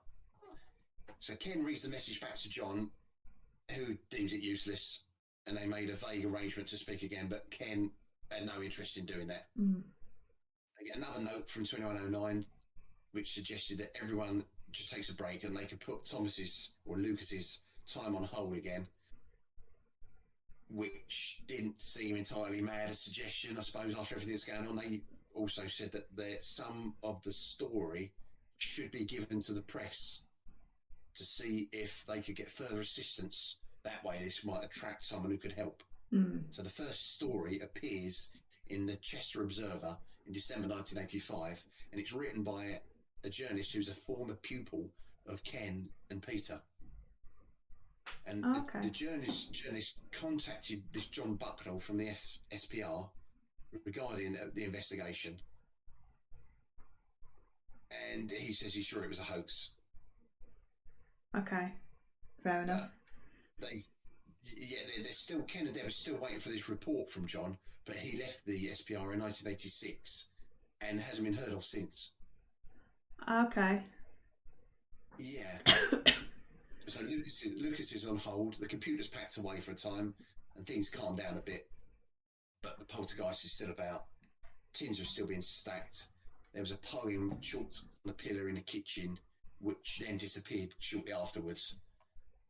Right. We're now moving to 1986. Oh. mid-January 86. Happy New Year.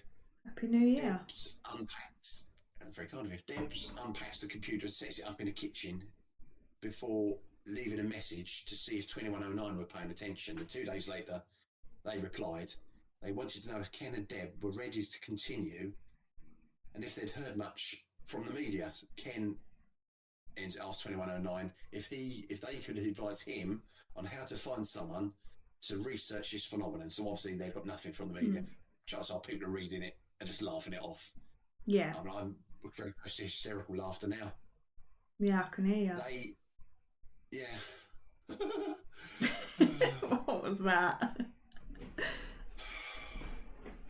I haven't got any hair left. 2109, strangely helpful in this regard, considering they never are. And they suggest that Peter should ring a ufologist, a fellow called Gary Rowe, and say that another ufologist had passed on his number.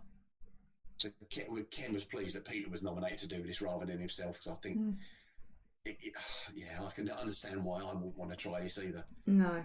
And this Gary visits Peter's house, and all three of them discuss everything that's gone on since 1984. And this Gary agrees to visit the cottage and would bring some monitoring equipment with him, and before writing his own report. Okay. And he said he would explain his methods and share all the conclusions he comes to, which I think is roughly what the SBR intended to do. So we get to 23rd January 1986. Lucas has left them a note on a piece of paper in the kitchen, so that proves that 2109 hadn't put him on hold. Right. A few weeks later, 16th of Feb, Gary Rowe. That's just dawned on me. I don't actually know. I'm going to guess Rowe. I would say Rowe. Yeah. I knew a girl at school called Rebecca Rowe, and it was spelt like that, and it was pronounced Rowe. But anyway. Oh, hello, Rebecca, if you're listening. Yes, hello. She's probably something else, called something else now. I imagine you're up there bearing in mind me what I did. I've turned it off or comatose. But he turns out this Gary Rowe, no relation to Rebecca, and his car is full of equipment. But funny enough, 2109 completely silent. Oh, what Even sods? though he invited his fella to turn up. Yeah. That's sods, aren't they? They're like little kids. It's just annoying. Debbie sends them a message the next day asking, well, why didn't you turn up? They get another cryptic, evasive answer, informing them that Gary's company was powerful but not limitless, unlike their own. Whatever. Yeah. God, they're a bit full of themselves, aren't they? They're massively full of themselves. Yeah. They would continue to watch and would respond when the right time occurred. But Lucas wouldn't be involved. Okay. They then addressed Gary directly and stating your move, and that they were only here to help, which I don't believe for a second. No, they've not been very helpful, have they? Gary's next move was to leave them a message on an envelope, on a letter even, in a sealed envelope. And Debbie asked them if they would prefer if the message was typed for them. But apparently they weren't. They told Gary that they did not need the envelope to be opened, but would seek a second opinion on its contents, which they wouldn't comment on at this stage. They also mentioned to Gary that he has seen their handiwork before in Canada, which Gary made no comment on. Right. Oh, okay. Yeah. The no comment is a bit sus. Yes. Because if you didn't know, you'd go, I don't know what you're talking about. Whereas if you just go quiet, that implies that. You'd just be blagging it. Yeah. Which is strange, because this man was well known, still is well known, for investigating UFOs. Which then makes you wonder what the link is. The following day, 2109 asked Ken to print out a message for Gary, but not to read it. So he stands in the kitchen, prints it out with his back to the printer, so he doesn't see what's printed out. And the message is then taken all the way down to Rill, where Gary lives, and is given to him, and he reads it, puts it away without saying what's in this letter. Right. Gary suggested that he was leaving himself vulnerable by communicating with 2109, but he would not elaborate on why this was the case. Why is everyone being so secretive all of a sudden? If I'm Ken, I'm telling them they can poke this and we're not doing this I anymore. was going to say, I'd be like, for God's sake. Yeah, this is a computer in my house. What is going on? Yeah, if you're going to investigate, you need to keep me in the loop. But okay. Funny enough, he's annoyed. Yeah, I'm not surprised. Yeah, someone else is involved. Who's keeping quiet? And he's letting them talk to 2109 and he's passing messages on. He's also annoyed that he's having to visit Real. He says in the book he doesn't like Real, and his description of it isn't pleasant. Okay. But he was doing all of this in the hope that he would regain confidence. The only reason still going through it. He then gets home, eventually gets back home, and he speaks to 2109 and tells them that Gary was not happy at the lack of answers, that he would give up if nothing was forthcoming soon. And they replied with a series of numbers and then asked him to print another important message for Gary without looking at it. They even had a go at him for daring to ask why he couldn't see what the message said. Apparently it was a great honour for Ken to handle such a communication. Arrogant UFOs. So the message is passed to Gary, who gives them a response to send to 2109, but there's no need for the secrecy, so they can look at it. It's the letter he writes apologises to 2109. It states that he hadn't realised how important they were and that he would be in touch again soon. Yeah, maybe it was. Or there is more to this than we realise. Sounds like it. Yeah. Sounds like he knows more about what's going on than what he's saying. I suggest that. Yeah, I agree. Ken carries on negotiating for the channels of communication with Lucas to be reopened. So all this time they've not been hearing from Lucas? No, I didn't think so. Okay. Apart from, I think there was one written note. Yes, which you mentioned, I think. So they get another envelopes passed on, and 2109 assure Ken that his hard work has not gone unnoticed. You will be remembered in 2109. Don't worry about that. As soon as you get here, there's book voucher wait for you. Something like that. So Ken goes away for a few days. I think it was work related. Debbie agreed to have a go at another experiment with another envelope, with Peter's wife, who's called Val, witnessing this. The kitchen was locked with the envelope locked in there, and after 24 hours they go back into the kitchen and find out the envelope has gone.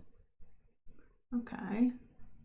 I'm more surprised that they've not used the kitchen for 24 hours. What have they been doing? Especially as you have to go through the kitchen to get to the bathroom. Peeing in a bucket and... But what would you do for food? Washing with it. Yeah, no, that's a bit sus. There's a lot of sus going on in this. Yeah. At no point did I claim that any of this was straightforward or worth listening to, which I should probably started with. That's all right. People can make up their own minds. They can turn it off, can't they? They're not going to get this far. I can make it all up from now on. Debbie flew back to her own planet. And lived happily ever after. Yeah, the end, if only. Oh, there's still time. There's still more to go. Not that much.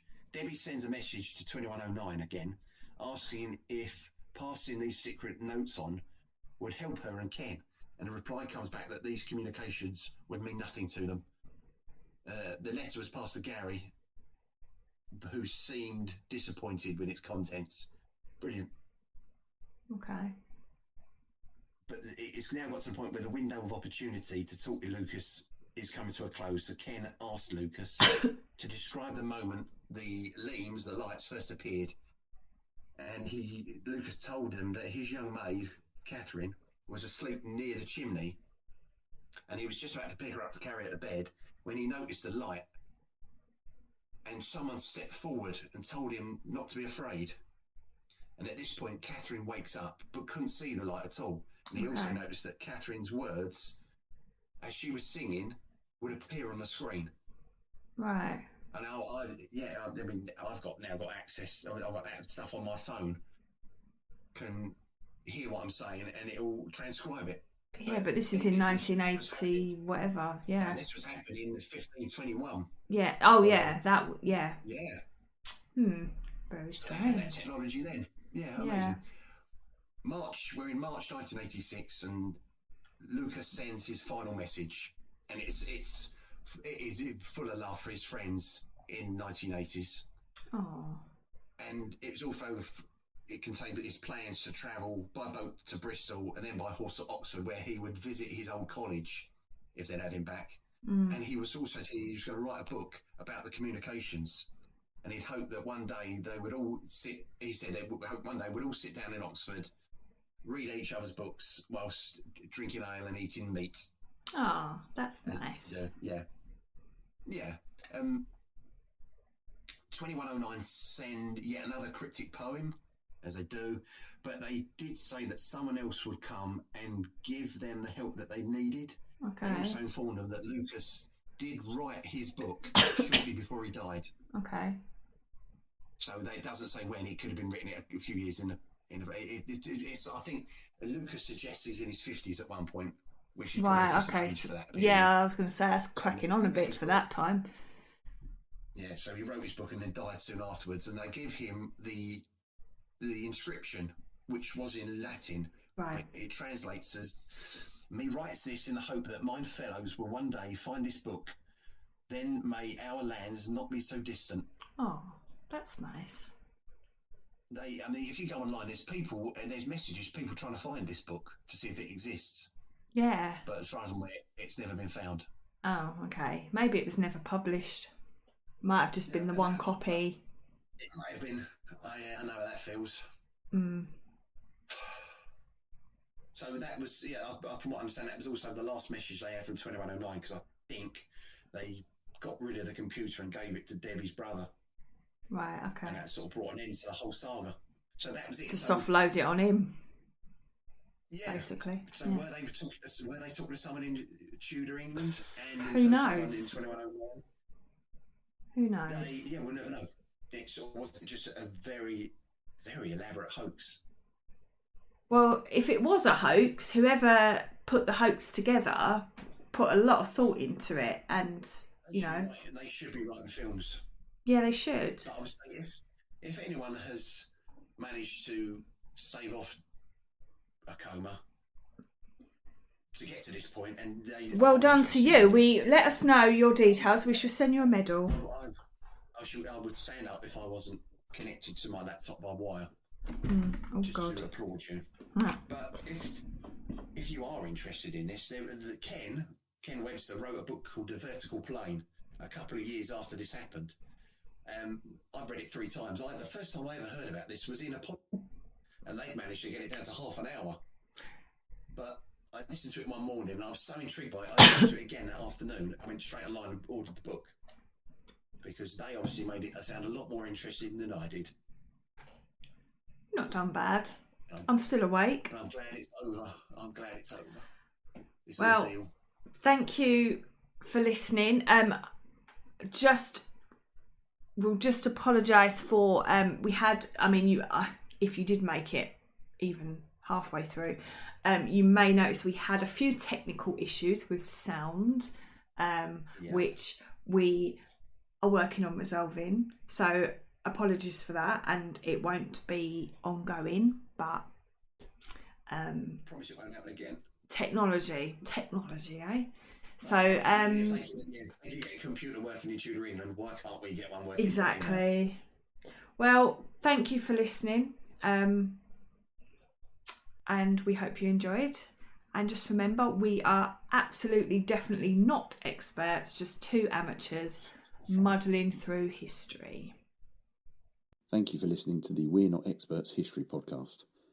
You can find us on Instagram at We're Not Experts Podcast, where you will also find our link tree on the profile page. If you enjoyed the podcast, please give us a like on whichever app you listen to and share with your friends.